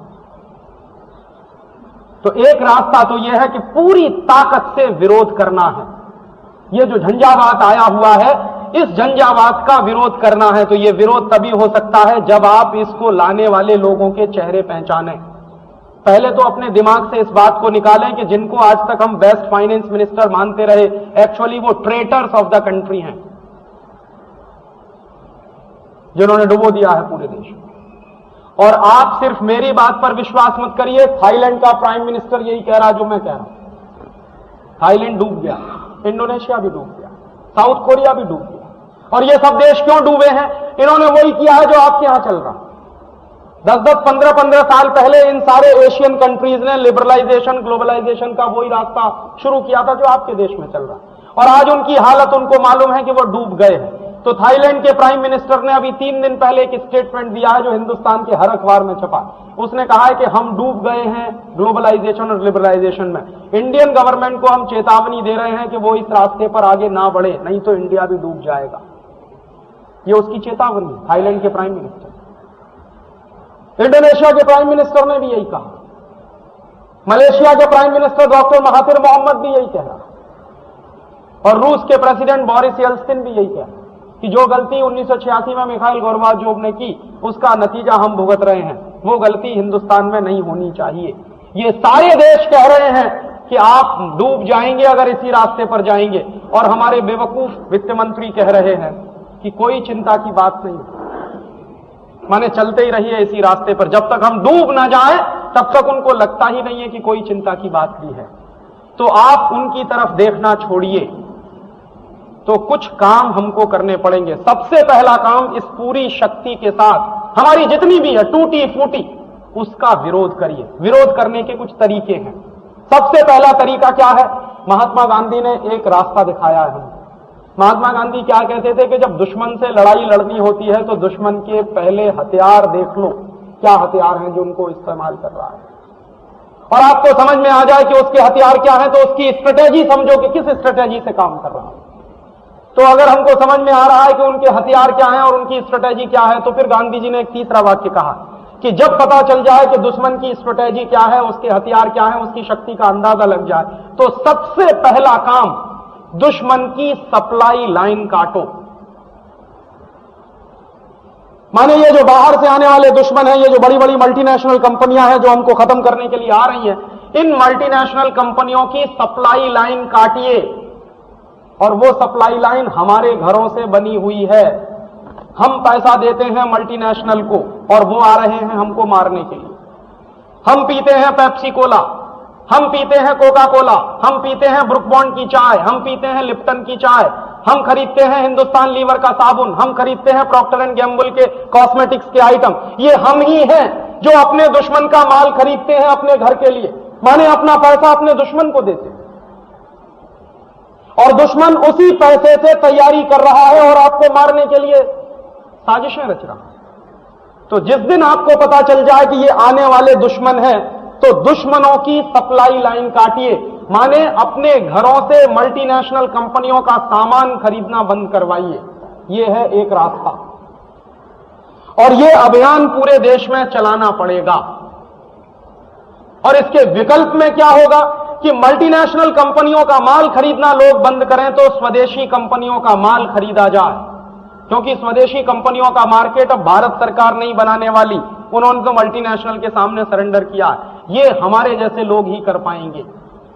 पूरे देश में स्वदेशी की एक स्पिरिट पैदा करनी पड़ेगी, वैसी ही स्पिरिट जो 1905 के साल में पैदा की गई थी। लोकमान्य तिलक ने स्वदेशी आंदोलन चलाया था, क्यों? ताकि ईस्ट इंडिया कंपनी का माल बिकना बंद हो जाए। और लोकमान्य तिलक कहा करते थे कि स्वदेशी और स्वराज्य एक ही सिक्के के दो पहलू हैं। अगर स्वदेशी नहीं आएगा तो स्वराज्य कभी नहीं आ सकता, और स्वराज्य अगर मुझे लेना है क्योंकि मेरा वो जन्म सिद्ध अधिकार है, इसलिए स्वदेशी लाना ही पड़ेगा। और तब उन्होंने गांव गांव में विदेशी कपड़ों की होलियां जलवाना शुरू किया था, गांव गांव में विदेशी माल का बहिष्कार करवाना शुरू किया था, गांव गांव में जो विदेशी माल बेचने वाली दुकानें थी उन पर पिकेटिंग करवाना शुरू किया था। ये सब काम सारे देश में चला था। उससे एक शक्ति पैदा हुई थी और ईस्ट इंडिया कंपनी को जो मुनाफा मिलता था वो मुनाफा 20-25 साल में आधे से भी कम रह गया था। तब अंग्रेजों ने हिंदुस्तान छोड़ने का फैसला किया था। दुश्मन को जब तक आपकी शक्ति मिलती रहेगी, आपकी ताकत मिलती रहेगी, तब तक वो यहां से छोड़कर नहीं जाएगा। तो पहला रास्ता तो यह है कि सारे देश में एक स्वदेशी का जबरदस्त आंदोलन चले, जिसमें लोग घर घर में, गांव गांव में, बच्चे, विद्यार्थी, स्कूल में पढ़ने वाले सबको स्वदेशी का संकल्प लेना ही होगा विदेशी के बहिष्कार के लिए। एक तो ये कार्यक्रम है और एक ये रास्ता है। दूसरा रास्ता, हमारे ही देश के कुछ लोग हैं जो मल्टीनेशनल कंपनियों के शेयर्स खरीदते हैं, डिवेंचर्स खरीदते हैं, हम ही हमारे ही शेयर मार्केट से वो कैपिटल उठाते हैं, पूंजी उठाते हैं, और हमारे ही लोग हैं जो उनको पूंजी उपलब्ध कराते हैं। हमारे ही देश के कुछ लोग हैं जो उनको अपना प्लेटफॉर्म देते हैं जॉइंट वेंचर करने के लिए। ये बात हमको समझनी पड़ेगी कि हम हमारे घर में गलती से भी कभी किसी मल्टीनेशनल कंपनी के शेयर्स ना खरीदें। तो अगर सारे देश में शेयर मार्केट के लोग और शेयर मार्केट में काम करने वाले लोग एक छोटा सा फैसला कर लें कि देश को बचाने के लिए हम भी स्वदेशी के ही सिद्धांत पर चलेंगे, माने हम शेयर्स खरीदेंगे सिर्फ स्वदेशी कंपनियों के, विदेशी कंपनियों के शेयर्स हम नहीं खरीदेंगे, चाहे वो कितना ही लालच हमको क्यों न दें, और उनके डिवेंचर्स भी नहीं खरीदेंगे। माने मल्टीनेशनल कंपनियों में इन्वेस्टमेंट हमको रोकना पड़ेगा, जो इंडियन इन्वेस्टमेंट है वो रोकना पड़ेगा। एक दूसरा रास्ता ये है, पहले रास्ते के लिए हम लोग कोशिश कर रहे हैं कि गांव गांव में स्वदेशी हो, दूसरे रास्ते के लिए भी हम कोशिश कर रहे हैं कि हिंदुस्तान के शेयर बाजार में, मैं एक लेक्चर देके आया हूं, अगला लेक्चर फिर देने जा रहा हूं फरवरी में, और यही समझाने की कोशिश कर रहा हूं कि आप लोग बड़े जो ब्रोकर्स हैं, अगर वो ये एक फैसला करें कि हम मल्टीनेशनल्स के शेयर्स में नहीं खरीदेंगे, नहीं इन्वेस्ट करेंगे, तो एक दूसरा तरीका है दुश्मन को मारने का, और एक तीसरा तरीका है जो हमको करना है हम सबकी शक्ति से, वो तीसरा रास्ता है तात्कालिक। ये दोनों रास्ते हैं लॉन्ग टर्म के। इमीडिएट हमको क्या करना है? इमीडिएट हमको पहले हमारा अस्तित्व बचाने की लड़ाई लड़नी। अभी तो एक स्पेस बचाने के लिए, खड़े होने के लिए जमीन तो चाहिए, नहीं तो ये भी चली जाएगी। अभी मैं गाड़ी में आपके एक साथी के साथ आ रहा था तो मैंने यही पूछा कि क्या हालत है, तो उन्होंने कहा कि पिछले 2 महीने से अब कंपनियां बंद होने की हालत शुरू हो गई, माने असर आपके ऊपर शुरू हो गया, मार आपके ऊपर पड़नी शुरू हो गई। तो अभी तात्कालिक रूप से हम बच सकें, इसकी एक स्ट्रेटेजी हमको बनानी है, और वो स्ट्रेटेजी में 2 रास्ते हैं। पहला रास्ता, ये जितना ग्लोबलाइजेशन है, लिबरलाइजेशन है, और ये सारा का सारा जो चल रहा है इस देश में, ये चैलेंज करना है सुप्रीम कोर्ट में, और हम लोग इसकी तैयारी कर रहे हैं। गेट एग्रीमेंट भी हम चैलेंज करेंगे, और उसके लिए पिटीशन हमने ड्राफ्ट कर लिया, और गेट एग्रीमेंट के साथ साथ ये जो लिबरलाइजेशन और ग्लोबलाइजेशन है, इसको भी हम चैलेंज करने जा रहे हैं सुप्रीम कोर्ट में, और हम इसको इस बात पर सिद्ध करने जा रहे हैं कि ये जो कुछ चल रहा है वो एंटी नेशनल है। और संविधान में आर्टिकल 51 है जो मुझे ये अधिकार देता है कि मैं मेरे देश की रक्षा के लिए, मैं मेरे देश की संस्कृति की रक्षा के लिए कुछ भी करने के लिए स्वतंत्र हूं। तो मेरा देश डूब रहा है, ये बात मुझे समझानी है कोर्ट में।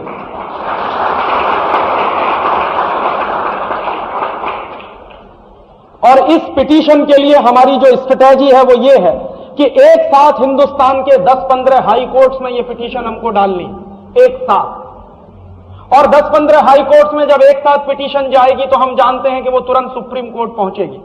अभी हम सीधे सुप्रीम कोर्ट लेके जाएंगे तो सुप्रीम कोर्ट में कह दिया जाएगा पहले हाई कोर्ट में जाइए। तो हम एक साथ 10-15 हाई कोर्ट में ये पिटीशन मूव करेंगे और उसके बाद सुप्रीम कोर्ट में जाएंगे, और सुप्रीम कोर्ट में एक कॉन्स्टिट्यूशनल बेंच गठित हो जो ये तय करे कि ये जो कुछ चल रहा है वो एंटी नेशनल है, एक बात, और दूसरी बात जो कुछ चल रहा है वो कॉन्ट्रा कॉन्स्टिट्यूशनल भी है। और हमारे संविधान में यह बहुत स्पष्ट है कि कोई भी सरकार कॉन्स्टिट्यूशन के खिलाफ कोई भी कानून नहीं बना सकती, कोई एग्रीमेंट नहीं कर सकती, यह स्पष्ट है। तो अगर हमारे संविधान में यह है कि कोई भी सरकार हमारे संविधान के अगेंस्ट नहीं जा सकती, तो यह जो कुछ है वो हमारे संविधान के खिलाफ है। संविधान का जो प्रियम्बुल है, हमारे संविधान की जो प्रस्तावना है, उसमें समाजवाद नाम का शब्द है, उसका इस्तेमाल करना पड़ेगा। और भारत सरकार या कोई भी सरकार प्रियम्बुल को बदल नहीं सकती, कॉन्स्टिट्यूशन का प्रियम्बुल चेंज नहीं हो सकता, यह नियम है हमारे देश में। और दूसरी बात कि हमारे कॉन्स्टिट्यूशन में एक डायरेक्टिव प्रिंसिपल्स ऑफ स्टेट का चैप्टर है, तो उसमें भारत सरकार के लिए निर्देश तय किए गए हैं directive principles of state Bharat सरकार माने ये जरूरी नहीं है, लेकिन ना मानना एंटी कॉन्स्टिट्यूशनल काम है। आपको डायरेक्टिव प्रिंसिपल्स ऑफ स्टेट के अनुसार ही अपनी पॉलिसीज और कानून बनाने का अधिकार है, उसके अगेंस्ट आप नहीं जा सकते। इस बात को हम हमारी पिटीशन में लेके आ रहे हैं। हमारे संविधान में फंडामेंटल आर्टिकल्स हैं, फंडामेंटल राइट्स के चैप्टर हैं। आर्टिकल 19(1)G मेरे जीविका के अधिकार की मुझसे बात करता, तो हिंदुस्तान के उन 8 करोड़ लोगों की जीविका क्यों खत्म हो गई due to globalisation and liberalisation? ये सरकार को जवाब देना होगा। हर आदमी को अपनी जीविका चलाने का अधिकार है। अगर आप छोटी छोटी फैक्ट्री चलाते हैं तो वो जीविका के सिद्धांत के तहत आता। अगर आपकी फैक्ट्री बंद हो रही है तो इसका माने सरकार उस खेल में शामिल है। तो सरकार ये कॉन्ट्रा कॉन्स्टिट्यूशनल काम कैसे कर सकती है? और हम सिद्ध करने जा रहे हैं कि ये सरकार ही कॉन्ट्रा कॉन्स्टिट्यूशनल है, एंटी नेशनल है। और इस बात पर सारे देश में भयंकर बहस हमको करानी है। संविधान में, संविधान की पीठ में जब ये बात आएगी, सुप्रीम कोर्ट में डिबेट चलेगी, तो सारे देश में इस पे हंगामा होना ही चाहिए। और वो हंगामा करने में आप सबकी मदद हमको चाहिए, अकेले हमसे नहीं होने वाले। हमारी जो लिमिट है, हमारी जो क्षमता है, हमारी जो शक्ति है, उससे हम तो करने ही वाले, लेकिन उसमें आपकी शक्ति की मदद की जरूरत है। तो एक तो हम कॉन्स्टिट्यूशन के जो प्रोविजंस हैं उनकी मदद लेते हुए सुप्रीम कोर्ट में जा रहे हैं। ये तात्कालिक मेजर्स हैं, ये लंबे समय के लिए सुविधाएं नहीं देंगे, लेकिन तात्कालिक रूप से स्पेस बचाने में मदद करेंगे।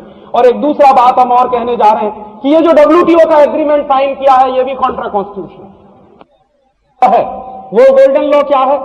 If international law and domestic law, अगर कोई अंतर्राष्ट्रीय कानून और हमारे देश का अपना कानून क्लैश करता है, then always domestic law should prevail. ये गोल्डन रूल है। और हिंदुस्तान में ऐसे तमाम दसियों से ज्यादा केसेस हैं सुप्रीम कोर्ट में जिसमें इसी के आधार पर फैसले किए गए कि डोमेस्टिक लॉ प्रिवेल करेगा। तो अब ये 1970 का अगर हमारा डोमेस्टिक लॉ बदल रहा है एक इंटरनेशनल लॉ के तहत, तो ये कॉन्ट्रा कॉन्स्टिट्यूशनल काम होने जा रहा है।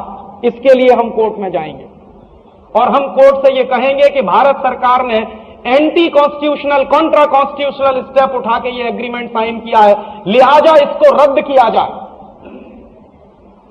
तो वो कह सकते हैं, कोर्ट में कहा जाएगा कि इसको रद्द करने की क्षमता हमारे पास नहीं है, क्योंकि WTO की जो बाउंड्रीज हैं वो हमारे सुप्रीम कोर्ट की बाउंड्रीज से ज्यादा बड़ी है। तो हम उनसे एक बात तो कह सकते हैं कि आपके पास अगर इसको रद्द करने की क्षमता नहीं है, तो आपके पास यह अधिकार तो है कि भारत सरकार को डायरेक्शंस दीजिए कि वो इसमें से विड्रॉ करे। और भारत सरकार इसमें से विड्रॉ कर सकती है। ये जो आपको गलतफहमी फैलाई जा रही है कि एवरी पॉलिसी इज इरिवर्सिबल, उसी के सबूत के लिए मैं गेट एग्रीमेंट आपके साथ सामने लेके आया हूं। ये गेट एग्रीमेंट है जो साइन किया है भारत सरकार ने, और इस गेट एग्रीमेंट में साइन करने के बाद जो प्रोविजंस हैं उनमें एक प्रोविजन है, वर्ल्ड ट्रेड ऑर्गेनाइजेशन जब बन जाएगा तो आर्टिकल 15 क्या कहता? आर्टिकल 15 बहुत स्पष्ट कहता है, उसका फर्स्ट पैराग्राफ है, एनी मेंबर, WTO का कोई भी, any member may withdraw from this agreement. Such withdrawal shall apply both to this agreement and multilateral trade agreement and shall take effect upon the expiration of 6 months from the date on which written notice of withdrawal is received by the Director General of WTO. माने अगर आज हम हमारी application दें WTO में, तो 6 महीने के बाद हम उसमें से विड्रॉ कर सकते हैं। ये रास्ता इसमें है। तो इसी रास्ते का इस्तेमाल करते हुए हम सुप्रीम कोर्ट में जा रहे हैं, क्योंकि भारत सरकार का वकील यही कहेगा कि हमने ये जो साइन कर दिया है, अब हम एक इंटरनेशनल ट्रीटी से बाइंड हो गए हैं। और हमेशा सुप्रीम कोर्ट में सरकारें अपना बचाव करने के लिए इसी तरह के तर्क देती रहती है कि ये एक इंटरनेशनल ट्रीटी है, हम इसमें फंस गए हैं, अब इसमें से वापस नहीं आ सकते। तो हम कोर्ट में ये बताने जा रहे हैं कि गेट में, WTO के टेक्स्ट में ये प्रोविजन है कि हम आज एप्लीकेशन फाइल करें, 6 महीने के बाद हम इसमें से बाहर निकल सकते हैं। इसके लिए सारे देश में माहौल बनाना। मैं 8 फरवरी को दिल्ली जा रहा हूं। दिल्ली में मेरा एक लेक्चर है, फिक्की के कुछ लोग उसमें आने वाले हैं, एसोचैम के भी शायद कुछ लोग आएंगे, दिल्ली के स्मॉल स्केल इंडस्ट्रीज के भी लोग आएंगे। ये पिटीशन भी दिल्ली में ही होने वाला, क्योंकि सुप्रीम कोर्ट दिल्ली में ही है। तो हम उनको यही कहने जा रहे हैं कि आप तैयारी रखिए, लड़ने का वक्त आ गया। पहले जमाने में लड़ाइयां होती थी तलवारों से, तीरों से, कटारों से। अब वो तीर तलवार की लड़ाइयां बंद हो गई हैं, अब लड़ाइयां होती हैं दिमाग से। तो दिमाग से लड़ने के लिए हमको भी एक फौज खड़ी करनी है और हमको हिंदुस्तान के हर उस व्यक्ति को बेनकाब करना है अगले 2-3 वर्षों में जिन्होंने हिंदुस्तान को डुबोने में महत्वपूर्ण भूमिका निभाई है। तो एक बाजू में दो चीजें एक साथ चलेंगी साइमल्टेनियस। एक लड़ाई तो है पूरे देश में स्वदेशी की जो चलानी है हमको गांव-गांव गली-गली, ताकि मल्टीनेशनल का माल खरीदना बंद करें, और वो लड़ाई सबसे शक्तिशाली होनी चाहिए। दूसरी लड़ाई चलेगी हमारे देश में कि ये जो पॉलिसीज चल रही है लिबरलाइजेशन और ग्लोबलाइजेशन की, ये लिबरलाइजेशन नहीं है, रिकॉलोनाइजेशन है, ये कहना हम शुरू करें। इसलिए कहना शुरू करें कि कहने में बहुत शक्ति होती है। हमारे देश में शब्द जो होता है वो ब्रह्म माना जाता है, और ये शब्द ब्रह्म क्यों है इसके आपको मैं 1001 उदाहरण दे सकता हूं कि शब्दों का इस्तेमाल करने के बाद ही भगवान कृष्ण ने अर्जुन को लड़ने के लिए तैयार कर दिया था। गीता क्या है? गीता भगवान कृष्ण के मुंह से बोले गए कुछ शब्द हैं, और वो बोले गए इसलिए कि अर्जुन कायर है, लड़ना नहीं चाहता, जाना नहीं चाहता युद्ध के मैदान में। कहता है कि भगवान कैसे मारूं, ये सब मेरे भाई बांधव हैं, इनको मैं मार नहीं सकता। तो कृष्ण कह रहे हैं कि ये तुम्हारे भाई बांधव हैं, उससे ज्यादा अधर्मी है, और अधर्मी को मारना तुम्हारा धर्म है, तो तुम तुम्हारे धर्म से च्युत नहीं हो सकते, वापस नहीं जा सकते। तो शब्द ही है जिनको बोल बोलकर श्री कृष्ण ने एक कायर अर्जुन को ऐसा बना दिया कि उसके तीरों की बौछार से बिछ गई लाशें। फिर भागती हुई सेनाओं को हिंदुस्तान में रोकने का काम राजा शब्दों के माध्यम से ही किया करते थे, ललकार लगाते थे और शब्दों की ललकार से भागती हुई सेनाएं रुक जाती थी। तो शब्दों को ठीक से इस्तेमाल करना सीखें, क्योंकि हमारे यहां शब्द ब्रह्म है। तो ये हम कहना सीखें कि ये ग्लोबलाइजेशन नहीं, रिकॉलोनाइजेशन है। और ये रिकॉलोनाइजेशन है ठीक उसी तरह का जैसे ईस्ट इंडिया कंपनी ने कहा था। तो हर आदमी को इसमें थोड़ी सी चिंता पैदा होनी चाहिए। हर आदमी को यह चिंता पैदा होगी कि हम फिर से गुलामी के रास्ते पर जा रहे हैं, तो बाहर आने के रास्ते भी वो तलाशने शुरू करेगा। अभी तक तो साधारण आदमी ये मान के बैठा हुआ है कि बेस्ट फाइनेंस मिनिस्टर के हाथ में हमने सत्ता दे दी है, अब चिंता करने की जरूरत ही नहीं। उसको ये बताना है कि ये जो बेस्ट फाइनेंस मिनिस्टर है यही देश डुबोने के काम में लगे हुए हैं। तो ये दूसरा तरीका है लड़ाई का। और तीसरा तरीका मैंने आपको बताया, गेट को चैलेंज करना, IMF वर्ल्ड बैंक की जो पॉलिसीज है उनको चैलेंज करना है, और पूरे हिंदुस्तान में उस पर एक डिबेट चलानी है। सोसाइटी में डिबेट चले, पार्लियामेंट में डिबेट चले, हमारे सुप्रीम कोर्ट और हाई कोर्ट में भी डिबेट चले, और ऐसी डिबेट चले कि अगले 2-3 साल में पूरा नेशनल पर्सपेक्टिव बदल जाए और हर पार्टी के एजेंडा में यह सवाल एक महत्वपूर्ण सवाल बनकर आ जाए। और ये अगर हो गया तो शायद अगले 2-3 साल में आप तात्कालिक रूप से अपने बचाने की लड़ाई को थोड़ा सा आगे बढ़ा सकेंगे। ये 3 तरीके से लड़ाई लड़नी है। एक लड़ाई अपने स्तर पर, अपने घर में विदेशियों के माल का बहिष्कार, घुसने मत दीजिए उस सामान को। दूसरा, अपने पड़ोसी के लिए घर में मत घुसने दीजिए। दूसरी लड़ाई, शेयर्स खरीदना बंद करिए, डिवेंचर खरीदना बंद करिए मल्टीनेशनल का, उनके साथ सहयोग देना बंद करिए, उनके साथ कोऑपरेशन बंद करिए। और एक लड़ाई तात्कालिक रूप से सुप्रीम कोर्ट, हाई कोर्ट में, इस सब में हम लोगों की जितनी बन सके आप मदद करिए। ये 3 लड़ाइयां एक साथ लड़ने की हमारी अपनी तैयारी है। अगर आपका सहयोग मिले तो इस काम को आगे बढ़ाया जा सकता है, और हम जीतेंगे इस विश्वास के साथ। हम लड़ेंगे ही नहीं बल्कि जीतेंगे इस विश्वास के साथ हम आगे बढ़ रहे हैं, क्योंकि 250 साल गुलाम रहने के बाद भी ये देश जीता, हजारों साल के विदेशी आक्रमणों के बाद भी ये देश जीता, क्योंकि हमारी संस्कृति में कुछ ऐसी खासियत है, लड़ने की शक्ति हमारे पास है। चरित्र भी इस देश में पैदा होता। इस देश की एक और खासियत है, जब भी नेशनल क्राइसिस होती है कोई ना कोई ऐसे लोग निकल आते हैं ईश्वरीय प्रेरणा से, क्योंकि भारतीय धरती कभी वीर विहीन नहीं रही। हमेशा से इस धरती ने विवेकानंद, गांधी, दयानंद जैसे लोगों को, सरदार पटेल जैसे लोगों को पैदा किया, आज भी पैदा होंगे। इस कॉन्फिडेंस के साथ हम और आप मिलकर इस काम को आगे बढ़ाएं तो शायद अपने अस्तित्व को बचाने की लड़ाई में हम कामयाब होंगे। इतना ही कहने आया था। आपका बहुत आभार, बहुत शुक्रिया, बहुत धन्यवाद।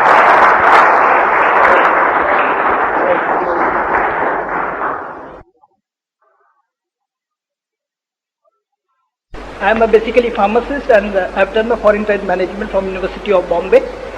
Shortly I am going to present my project on foreign trade of India, wherein I have done a study of India's imports and exports before the independence of India and after the independence of India. And so during the course of study of the project, I have find that the import and exporting more to US rather than importing from India. So what is that which makes India insecure from USA? One, Second thing, where Mr. Dixit has said that the world market share of India is only 0.1%, but as on date it is only it's 0.6%. Mr. Dixit. Third thing I would like to ask him is if he talks of boycotting multinational companies by way of not investing in shares or by not using their products, how will the foreign companies have the confidence to invest in India? And if immediately this confidence is not there, what will be the effect of this on the Indian economy with immediate effect? आपने 3 सवाल किए हैं। पहले आखिरी सवाल का जवाब दे दूं कि अगर मल्टीनेशनल का हमने बॉयकॉट किया तो वो हिंदुस्तान में इन्वेस्टमेंट नहीं करेंगे, ऐसा उनका कहना। वो आज भी इन्वेस्टमेंट नहीं कर रहे हैं, क्योंकि इन्वेस्टमेंट के लिए उनके पास खुद कुछ नहीं है। अमेरिकन मार्केट में रिसेशन इतना जबरदस्त है कि उनको अपना रिसेशन दूर करने के लिए कैपिटल की जरूरत है। इसलिए हिंदुस्तान में पिछले 7 वर्षों में जो एफडीआई आया, फॉरेन डायरेक्ट इन्वेस्टमेंट आया, वो मुश्किल से 20,000 करोड़ रुपए के आसपास है। मुश्किल से 20,000 करोड़ रुपए के आसपास। ये क्यों हुआ है? इसके पीछे बिल्कुल स्पष्ट एक कारण है कि उनके पास आपके यहां इन्वेस्ट करने के लिए कुछ है नहीं। अगर होता तो वो अपना रिसेशन पहले दूर करेंगे, क्योंकि उनको मार्केट में पैसे की बहुत जरूरत है। इसलिए उनके इन्वेस्टमेंट पे भरोसा करना यह दुनिया की सबसे बड़ी बेवकूफी है। कोई भी देश फॉरेन इन्वेस्टमेंट पे डेवलप नहीं करता है, इंक्लूडिंग जापान। जापान ने भी अपने डोमेस्टिक सेविंग्स बढ़ाए थे, चीन ने भी अपने डोमेस्टिक सेविंग्स बढ़ाए थे। दुनिया में जितने देशों ने कुछ किया है आज तक वो सब डोमेस्टिक सेविंग्स के दम पर किया है। हम भी, मैंने आपसे कहा कि हमको मल्टीनेशनल के इन्वेस्टमेंट की जरूरत क्या है, जब हर साल हम 2 लाख करोड़ का डोमेस्टिक सेविंग्स कर रहे हैं। हमारे जीडीपी का 24% हमारी डोमेस्टिक सेविंग्स है और जीडीपी 8 लाख करोड़ का। तो 2 लाख करोड़ अगर हम बचाते हैं एक साल में, तो ये 20,000 करोड़ से तो कितना गुना ज्यादा है जो मल्टीनेशनल लेके आए। और वो 20,000 करोड़ जो आया है उसके लिए आपने दे क्या दिया है उनको, इसका आपको अंदाजा नहीं है। आपने 20,000 करोड़ देकर अपनी इकोनॉमी के साथ जो मोलेस्टेशन कराया है उसका आपको अंदाजा नहीं है। तो इसलिए फॉरेन इन्वेस्टमेंट पे जो लोग भरोसा करते हैं वो हमेशा धोखा खाते हैं, और है नहीं उनके पास। सच्ची बात यह है कि उनके पास इन्वेस्टमेंट होगा तो वो पहले अपने मार्केट का रिसेशन दूर करेंगे, क्योंकि अमेरिका में खुद बड़े बड़े कारखाने बंद हो रहे हैं और कंपनियां आपस में एक दूसरे के कंपटीशन से बचने के लिए कार्टेल्स बना रहे हैं। जनरल इलेक्ट्रिक ने अभी जनरल मोटर्स के साथ समझौता किया, आईबीएम फोर्ड के साथ शामिल होने जा रही है।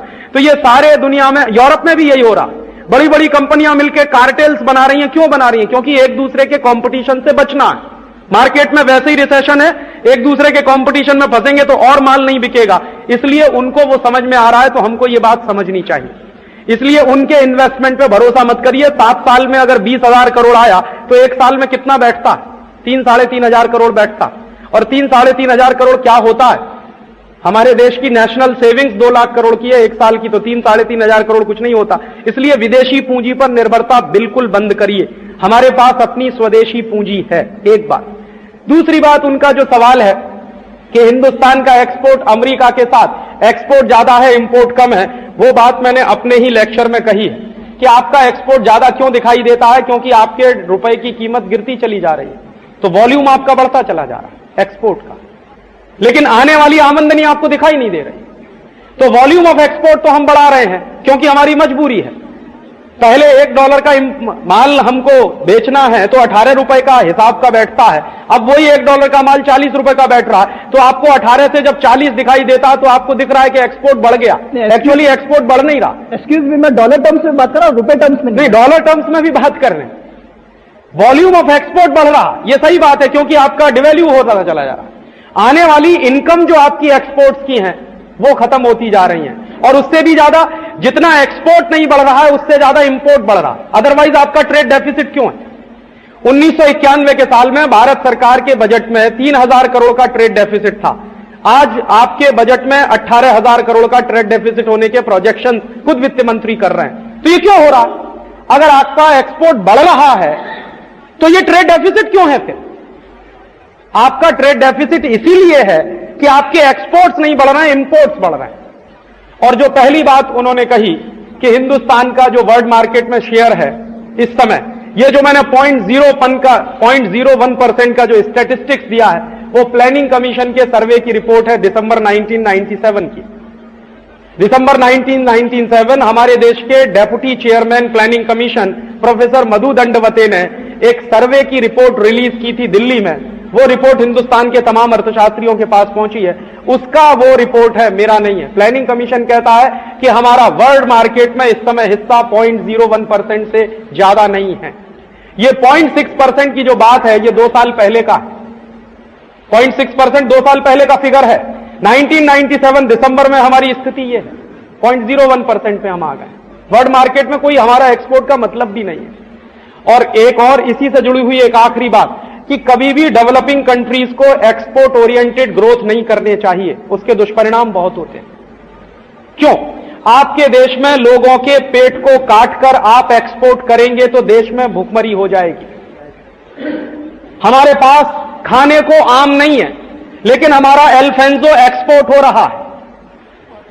और आपके देश में खाने को प्याज नहीं है, ओनियन का एक्सपोर्ट हो रहा है। तो कर क्या रहे हैं आप? आपके देश की जनता को जो आम मिलना चाहिए वो आम मिलता है 100 रुपए का, मुश्किल से 20-25। आपके देश की जनता को जो प्याज मिलना चाहिए 3 रुपए किलो में, वो मिलता है 25 रुपए किलो, क्योंकि आप एक्सपोर्ट कर रहे हैं। और वो एक्सपोर्ट करके जो आप कमाई कर भी रहे हैं वो खर्च कहां हो रही है? यह महत्वपूर्ण प्रश्न पूछना चाहिए कि अगर वो एक्सपोर्ट से आने वाली कमाई हमारा कोई भलाई करती तो समझ में आता, वो खर्च हो रही है विदेशी कर्जे का ब्याज चुकाने में। हर साल के आपके जो डेट सर्विसिंग पेमेंट है वो 70,000 करोड़ के। तो आप एक्सपोर्ट कर रहे हैं, मर रहे हैं, लोगों के पेट काट रहे हैं, बेल्ट को टाइटन कर रहे हैं, कमाई कर रहे हैं, किस लिए? विदेशी कर्जे का ब्याज चुकाने के लिए। ये बेवकूफी क्यों कर रहे हैं? तो इसलिए एक्सपोर्ट हमेशा उन्हीं देशों को करना चाहिए, और खासकर ऐसे सामानों को जहां हमारे पास सरप्लस हो। दुर्भाग्य से हम क्या एक्सपोर्ट कर रहे हैं? हमारे बेस्ट क्वालिटी का बासमती चावल हम एक्सपोर्ट कर रहे हैं। तो बेस्ट क्वालिटी का बासमती चावल एक्सपोर्ट कर रहे हैं तो उसका दाम है मार्केट में 50-60 रुपए किलो, हमको देखने को भी नहीं मिलता। हमारी बेस्ट क्वालिटी की तुअर दाल हम एक्सपोर्ट कर रहे हैं तो दाम हो गया 40 रुपया किलो। हमारे बेस्ट क्वालिटी के काजू, किशमिश, बादाम, मुनक्का, मखाने हम एक्सपोर्ट कर रहे हैं और उनके दाम लगातार बढ़ते जा रहे हैं। माने मैं मेरा पेट काट के उनको खिला रहा हूं। और इंपोर्ट क्या कर रहे हैं? सारी दुनिया का कचरा, और ऐसा कचरा जिसको कोई लेने को तैयार नहीं है, जिस कचरे को बांग्लादेश भी लेने को तैयार नहीं, पाकिस्तान भी लेने को तैयार नहीं, वो कचरा आप इंपोर्ट कर रहे हैं। आपको मालूम है केमिकल वेस्ट आ रहा है हिंदुस्तान में, और every year Pepsi Cola 10,000 ton chemical waste लाकर डंप कर रहा है इस देश में। तो हम एक्सपोर्ट कर रहे हैं काजू, किशमिश, बादाम, मुनक्का, मखाने, और इंपोर्ट कर रहे हैं जहरीले सामान। क्या बेवकूफी है ये एक्सपोर्ट इंपोर्ट की? और हमेशा एक्सपोर्ट ओरिएंटेड ग्रोथ मत करिए, एक्सपोर्ट ओरिएंटेड डेवलपमेंट में मत फंसिए, नहीं तो बर्बाद हो जाएंगे सोमालिया, इथियोपिया की तरह से, कुछ भी नहीं बचेगा। आप डेवलपमेंट ओरिएंटेड एक्सपोर्ट करिए, ग्रोथ ओरिएंटेड एक्सपोर्ट करिए,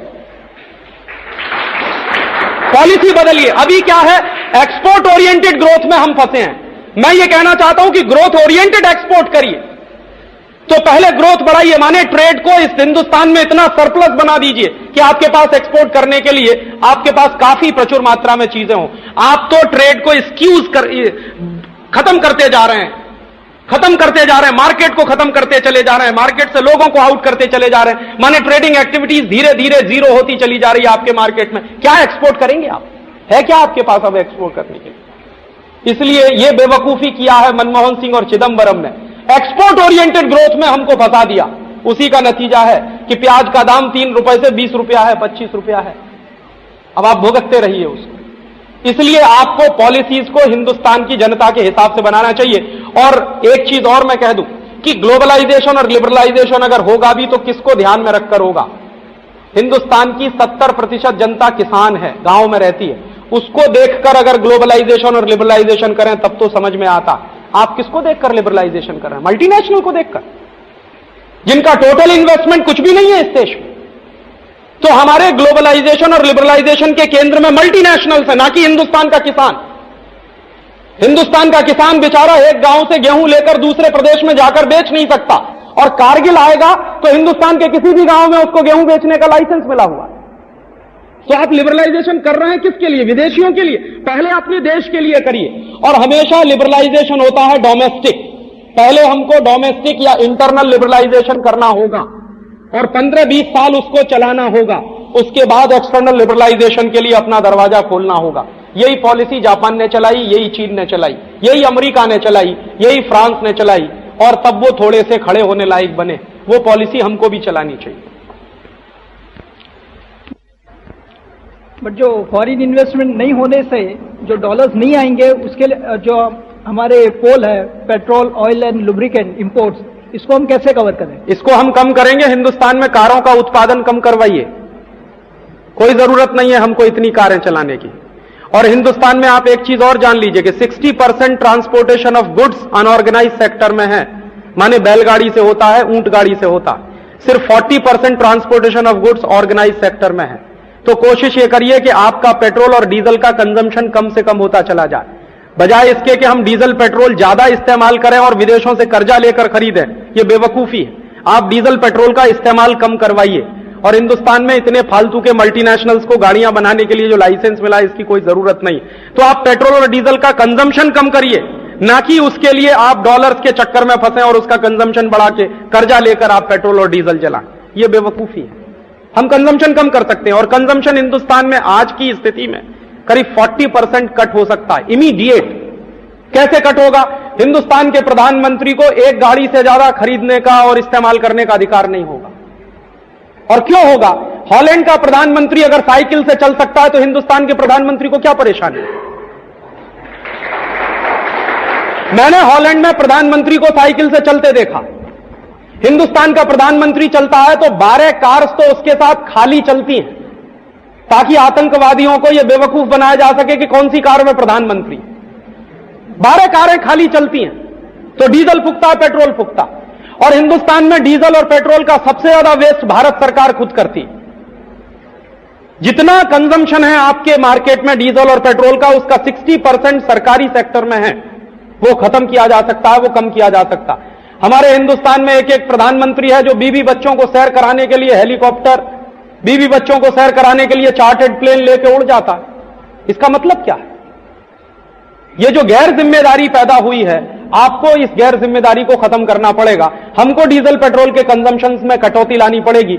मैं तो चाहता हूं कि ऐसा हमको करें तो बहुत अच्छा है कि जितना हम प्रोड्यूस करते हैं उतना ही हम इस्तेमाल करें। टोटल कंजम्पशन का 60% हम प्रोड्यूस करते हैं आज भी, तो हम 60% ही कंज्यूम करेंगे, 40% कट करेंगे। हमारे देश में भी लोगों को साइकिल से चलना सीखना चाहिए। हमारे देश के प्रधानमंत्री और राष्ट्रपति को साइकिल से चलने में शर्म नहीं आनी चाहिए। मुझे नहीं शर्म आनी चाहिए, क्योंकि मैं देश की विदेशी मुद्रा बचा रहा हूं। साइकिल चला के मैं ना सिर्फ अपनी हेल्थ बना रहा हूं, बल्कि देश की विदेशी मुद्रा बचा रहा हूं। यह गौरव का भाव पैदा करना होगा हमको इस देश में, तो हमको लगेगा कि वो हम उस रास्ते पर जा सकेंगे, कोई मुश्किल नहीं आएगी उसमें। कहने का हिसाब से विदेशी पूंजी जहां बिल्कुल नहीं आती है, लेकिन स्टेट गवर्नमेंट और सेंट्रल गवर्नमेंट के मिनिस्टर्स और ऑफिशियल बार बार जो फिगर डिक्लेयर करते हैं इतनी करोड़ की फॉरेन इन्वेस्टमेंट यहाँ आई है, ये सरासर झूठ है। हाँ, इसमें एक टेक्निकल बात है जो हमको समझनी चाहिए। ये ministers, prime minister, finance minister क्या डिक्लेयर करते हैं? ये डिक्लेयर करते हैं कि इतने लाख करोड़ रुपए के हमने प्रपोजल सैंक्शन किए। आप ध्यान से पढ़िए। जब भी अखबार में कोई खबर आती है, जैसे इस महीने भारत सरकार के वित्त मंत्रालय ने कहा कि 36,000 करोड़ रुपए के विदेशी पूंजी के प्रपोजल्स हमने साइन किए, सैंक्शन किए, तो हिंदुस्तान में लाखों करोड़ रुपए के एमओयू साइन होते हैं हर साल। लेकिन एक्चुअल इन्वेस्टमेंट कितना है, यह ध्यान करने की जरूरत है। सच्चाई क्या होती है कि जो आपने एमओयू साइन कर दिए हैं, जरूरी नहीं है कि वो इन्वेस्टमेंट आ ही जाएगा। उसका रेशियो क्या है मैं आपको बताऊं। वो रेशियो ये है कि हिंदुस्तान में पिछले 7 वर्षों में जो टोटल इन्वेस्टमेंट के प्रपोजल्स आए वो करीब 2-2.5 लाख करोड़ के आसपास के हैं, और एक्चुअल इन्वेस्टमेंट है 20,000 करोड़। एमओयू साइन होते हैं, वो विड्रॉ कर लेते हैं। लेटर ऑफ इंटेंट इशू होने के समय तक बहुत सारे प्रपोजल्स आपके देश से बाहर चले जाते हैं। तो कभी भी इस गलतफहमी का शिकार मत होइए। प्रपोजल साइन होने का माने ये नहीं है कि वो पूंजी आ गई है। और आपको तो मैं कह रहा हूं कि आप पूरे देश में सर्वे कर लीजिए, कोई एक मल्टीनेशनल का आप नाम लीजिए जिसने कोई बड़ा कारखाना इस देश में अपनी पूंजी से लगाया हो। एक कंपनी का नाम बता दीजिए 7 साल में। जितनी कंपनियां हैं उन्होंने हिंदुस्तानी लोगों की पार्टनरशिप में जो ऑलरेडी कारखाने चलते थे उसी में इक्विटी लगाई है। एक भी कंपनी ने कारखाना खड़ा नहीं किया इस देश में। मतलब बहुत साफ है, उनके पास पूंजी है भी नहीं और उनका इंटरेस्ट भी नहीं है आपके देश में। उनके इंटरेस्ट इतने हैं कि कम से कम इन्वेस्टमेंट करके ज्यादा से ज्यादा कितना लूट लें।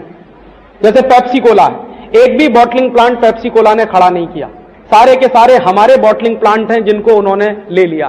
कोका कोला ने एक भी बॉटलिंग प्लांट नहीं बनाया, पार्ले ग्रुप के जितने बॉटलिंग प्लांट हैं वो कोका कोला के पास चले गए। तो एक्चुअल वो कुछ भी खड़ा नहीं कर रहे हैं। जनरल मोटर्स ने किया क्या? हिंदुस्तान मोटर्स के कारखानों पे कब्जा किया, और क्या किया है उन्होंने? एक भी मल्टीनेशनल ऐसा नहीं है जिसने पिछले 7 वर्षों में कुछ खड़ा किया हो इस देश में। मैं तो क्लोजली मॉनिटर कर रहा हूं कि देखें कोई आता है क्या करता है। वो कुछ नहीं कर रहे हैं, वो जॉइंट वेंचर में आ रहे हैं, आपके कंधे पर रख के बंदूक चला रहे हैं, क्योंकि उनको भरोसा नहीं है। उनको मालूम है कि हिंदुस्तान में कार बिक नहीं सकती ज्यादा, उनको मालूम है। तो सीएलओ ने एक रात में 1.5 लाख 2 लाख रुपया दाम गिरा दिया अपनी कार का, 7 लाख रुपए से 4.5 लाख पे आ गए, तो भी नहीं बिकेगी वो, क्योंकि हिंदुस्तान की जनता में आप 20 करोड़ परिवार हैं, 20 करोड़ कार खरीदवा नहीं सकते हिंदुस्तान के लोग। और गलती से खरीद भी ली तो हिंदुस्तान की सड़कों की कुल लंबाई इतनी नहीं है जिसपे 20 करोड़ कार खड़ी की जा सके, वो समुद्र में ले जानी पड़ेगी आपको।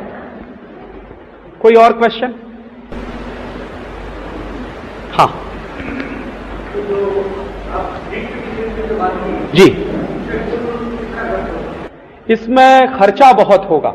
इसमें जो कुल खर्चा होगा, अभी तो हम क्या कर रहे हैं कि पिटीशन ड्राफ्टिंग ही चल रहा, और उस पिटीशन को ड्राफ्ट करने में ही ऐसे खर्चे हो रहे हैं जिनकी हमें कभी कल्पना नहीं थी। हम क्या कर रहे हैं कि दुनिया के ऐसे तमाम देशों के बारे में हमने केस स्टडीज करना शुरू किया। तो ऐसे 70 देश हैं दुनिया में जो कॉलेप्स हुए हैं due to globalisation and liberalisation. तो सुप्रीम कोर्ट के सामने हम वो स्टडी पेश करना चाहते हैं कि हमारे देश में ये बर्बादी होगी। वो कोर्ट पूछेगा कि आपको ऐसा क्यों लगता है कि ये बर्बादी होगी, तो हम ये सिद्ध करना चाहते हैं कि ये 70 देश बर्बाद हो चुके हैं इस रास्ते पर जाके।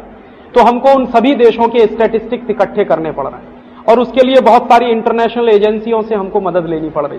कुछ एजेंसियां हैं जो थोड़े से दोस्ती के भाव में मदद कर रही हैं, लेकिन बाकी सभी एजेंसियां प्रोफेशनल्स हैं। तो छोटी छोटी इंफॉर्मेशन लेने के लिए भी पैसे हम लोगों को खर्च करने पड़ जाते हैं। तो एक तो खर्चे ही है। फिर दूसरा, जब डिबेट चलेगी तो हिंदुस्तान के बेहतरीन से बेहतरीन दिमाग को हम वहां खड़ा करना चाहते हैं। तो कुछ वकील हैं जो कहते हैं कि ठीक है हम लड़ेंगे, लेकिन कुछ वकील हैं जो कहते हैं कि अगर ये केस हमको लड़ना है तो हमको 6 महीने की प्रैक्टिस छोड़नी पड़ेगी। ईमानदारी से वो कहते हैं। वो कहते हैं कि ये इतना डीप है, इतना गहरा है कि इसको जब तक पूरा ऊपर से नीचे समझा नहीं जाएगा हम आर्ग्यू नहीं कर सकते कोर्ट में। तो कुछ लोग इशारे से कह देते हैं, कुछ इनडायरेक्टली कहते हैं राजीव भाई फिर उसका कुछ देखना पड़ेगा आपको कि अगर हम 6 महीने की हमारी प्रैक्टिस छोड़ें। तो कुछ तो उसमें नेशनलिस्ट हैं, 2-3 वकील हैं, लेकिन सब नेशनलिस्ट नहीं। मैं चाहता हूं कि एक पैनल पूरा वकीलों का वहां खड़ा हो। और तीसरा, इस काम को एक अंजाम तक पहुंचाने के लिए जो सबसे महत्वपूर्ण काम है वो ये कि कोर्ट जो होता है वो पब्लिक ओपिनियन पर चलता है, क्योंकि जो जज बैठा हुआ है वो आफ्टर ऑल एक ह्यूमन बीइंग है। देश में कहां क्या घटित हो रहा है, अखबारों में क्या छप रहा है, लोगों के बीच में क्या हलचल है, क्या डिबेट चल रही है, उसका असर उस पर होता। एक मेरे मित्र हैं, जज हैं, जो सुप्रीम कोर्ट से रिटायर होकर आए, तब उन्होंने मुझे बताया कि राजीव, पूरे देश में जितनी ज्यादा डिबेट चलेगी उतना ही कोर्ट को अपना फैसला देने में सुविधा होगी। तो तुम चाहते हो कि कोर्ट का फैसला तुम्हारे पक्ष में आए, इसके लिए बहुत जरूरी है कि तुम पूरे देश में इस बात पर नेशनल डिबेट चलाओ। तो उस डिबेट को चलाने के लिए ही हम लोगों ने ये कैसेट्स निकाले हैं, पुस्तकें निकाली हैं, पैम्पलेट निकाले हैं, लेकिन ये पर्याप्त नहीं। देश बहुत बड़ा है, तो उस काम में हमको बहुत जरूरत है आर्थिक मदद की। गांव गांव में ये पहुंचे, गांव गांव में हमारा पैम्पलेट पहुंचे, गांव गांव में पुस्तिकाएं पहुंचे, लोगों की भाषाओं में पहुंचे, गुजराती में, मराठी में, ये नहीं कि अंग्रेजी में पहुंचे। तो उसके लिए एक बड़ी टीम, तो टीम तो है हमारे पास, लेकिन उस टीम को मोबिलाइज करने के लिए फंड की बहुत क्राइसिस रहती है। उसके 2 कारण बहुत स्पष्ट हैं। पहला कारण कि हम किसी पॉलिटिकल पार्टी से नहीं जुड़े, अगर जुड़ जाते तो शायद आसानी हो जाती, और इसलिए हम नहीं जुड़े हैं कि किसी का भरोसा नहीं है। आज वो एक बात कह रहे हैं, कल को क्या कहना शुरू कर देंगे, भरोसा नहीं कर सकते। तो वो हमारी एक बड़ी कमजोरी है। और दूसरा, हम किसी बड़े घराने से भी नहीं जुड़े। हिंदुस्तान में जो स्वदेशी घराने हैं उनसे भी हम नहीं जुड़े। तो ये दोनों कारण होने के वजह से हम लोगों को फंड की क्राइसिस रहती है। लेकिन तमन्ना है, मन में संकल्प है, और हम मानते हैं कि संकल्प पहली पूंजी है, बाकी चीजें सेकेंडरी होती है। तो संकल्प बनाने की कोशिश कर रहे हैं, पूंजी शायद इस देश में जुट जाएगी। तो उस दिशा में आप जैसे लोगों की मदद चाहिए, जो आप खुली मदद करें, आप सबका स्वागत है जी। हमारा एक ट्रस्ट है नई आजादी के नाम से, रजिस्टर्ड है, तो उस नाम से आप कर सकते हैं। हाँ, एक और तरीका है हम लोगों की मदद करने का, डायरेक्ट जो मदद होती है, हमारी एक मैगजीन निकलती है, उसका नाम भी नई आजादी है, उसी के नाम पर ट्रस्ट है। तो नई आजादी की जो मेंबरशिप है वो आजीवन 500 रुपए की है। तो जितने ज्यादा लोग मेंबर्स बनेंगे उतने ज्यादा लोग हमको पैसे का कंट्रीब्यूशन भी करेंगे और उनके घर में वो नई आजादी भी जाएगी। तो वो ज्यादा से ज्यादा घरों में जब नई आजादी जाएगी तो यही डिबेट नई आजादी में हम चलाना चाहते हैं, तो वो भी चलाने की कोशिश है। और फिर एक समय ऐसा भी आएगा कि शायद हमको अपने ऑर्गन्स खड़े करने पड़ेंगे। आज हमारे पास अपना कोई ऑर्गन नहीं, माने नेशनल लेवल का न्यूज़पेपर नहीं है। हो सकता है इस डिबेट को चलाने के लिए हमको अपने ऑर्गन्स खड़े करने पड़े, इलेक्ट्रॉनिक मीडिया में भी और प्रिंट मीडिया में भी अपने ऑर्गन्स खड़े करने पड़े। वो जब होगा तब देखा जाएगा, लेकिन अभी तो जो शुरू करना है उसी की कोशिश में हम हैं।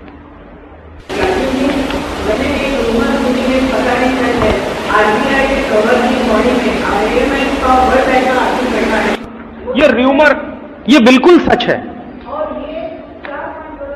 जी, बिल्कुल सच है।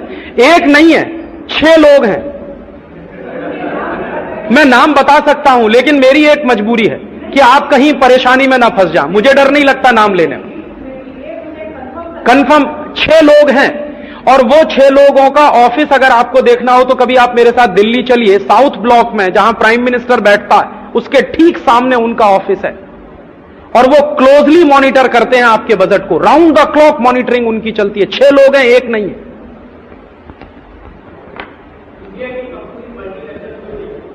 है जी।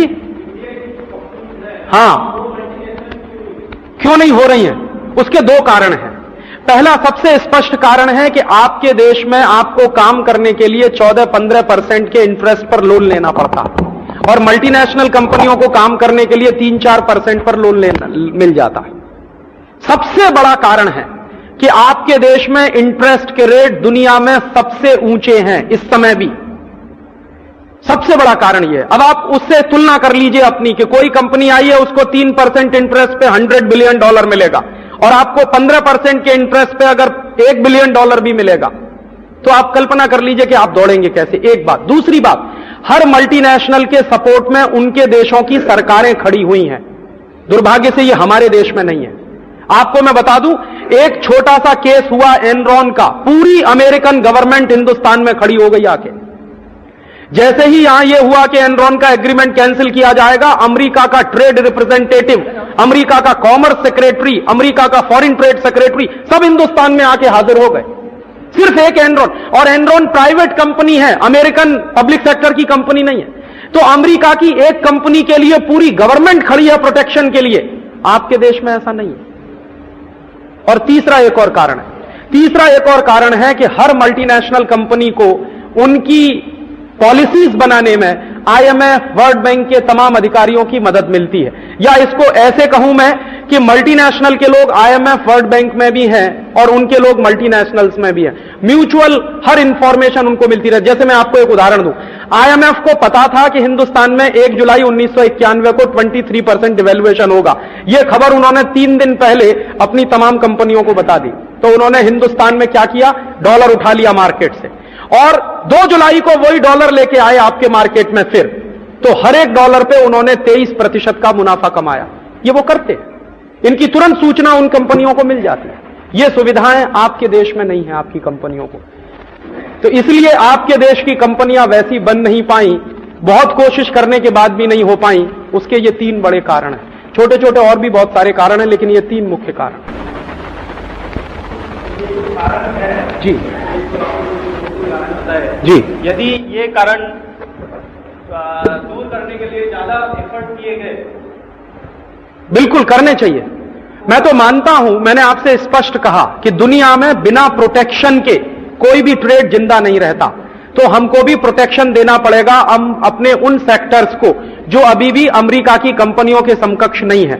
और आपने ही कहा अपने उदाहरण में कि एक कंपनी आए जिसका टोटल ट्रेड जो है आपके सरकार के बजट से ज्यादा हो, तो उसके साथ आप कॉम्पीट कैसे करेंगे।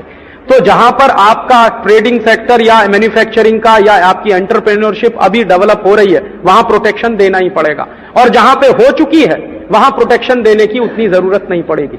बिना प्रोटेक्शन के दुनिया में कोई भी ट्रेड नहीं चलता, हर देश में यही हुआ है, हमको भी करना पड़ेगा। राजीव जी, बहुत लोगों का मानना है कि अगर मल्टीनेशनल इस देश में नहीं आएंगे तो टेक्नोलॉजिकल ग्रोथ नहीं होगा।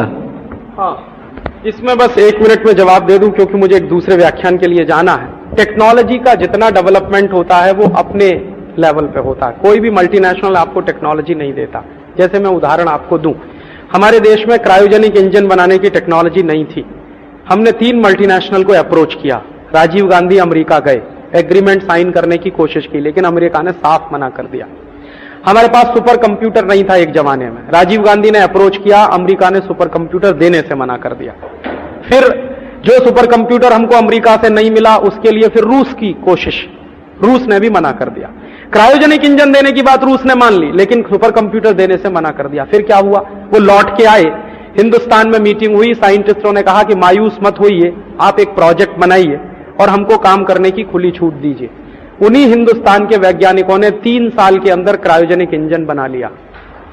और शायद इस साल आप देखेंगे कि हमारे जो सैटेलाइट छोड़े जाएंगे वो हमारे बनाए हुए क्रायोजेनिक इंजन के होंगे।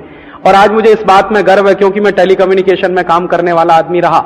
हिंदुस्तान में 100% इंडिजिनस टेक्नोलॉजी से सैटेलाइट्स बन रहे हैं, कोई मल्टीनेशनल नहीं आया। हमारे यहां 250 किलोमीटर से लेकर 5000 किलोमीटर की मार करने वाली मिसाइल्स बनाई हैं। डॉक्टर एपीजे कलाम जैसे लोगों के मेहनत, उनका परिणाम है।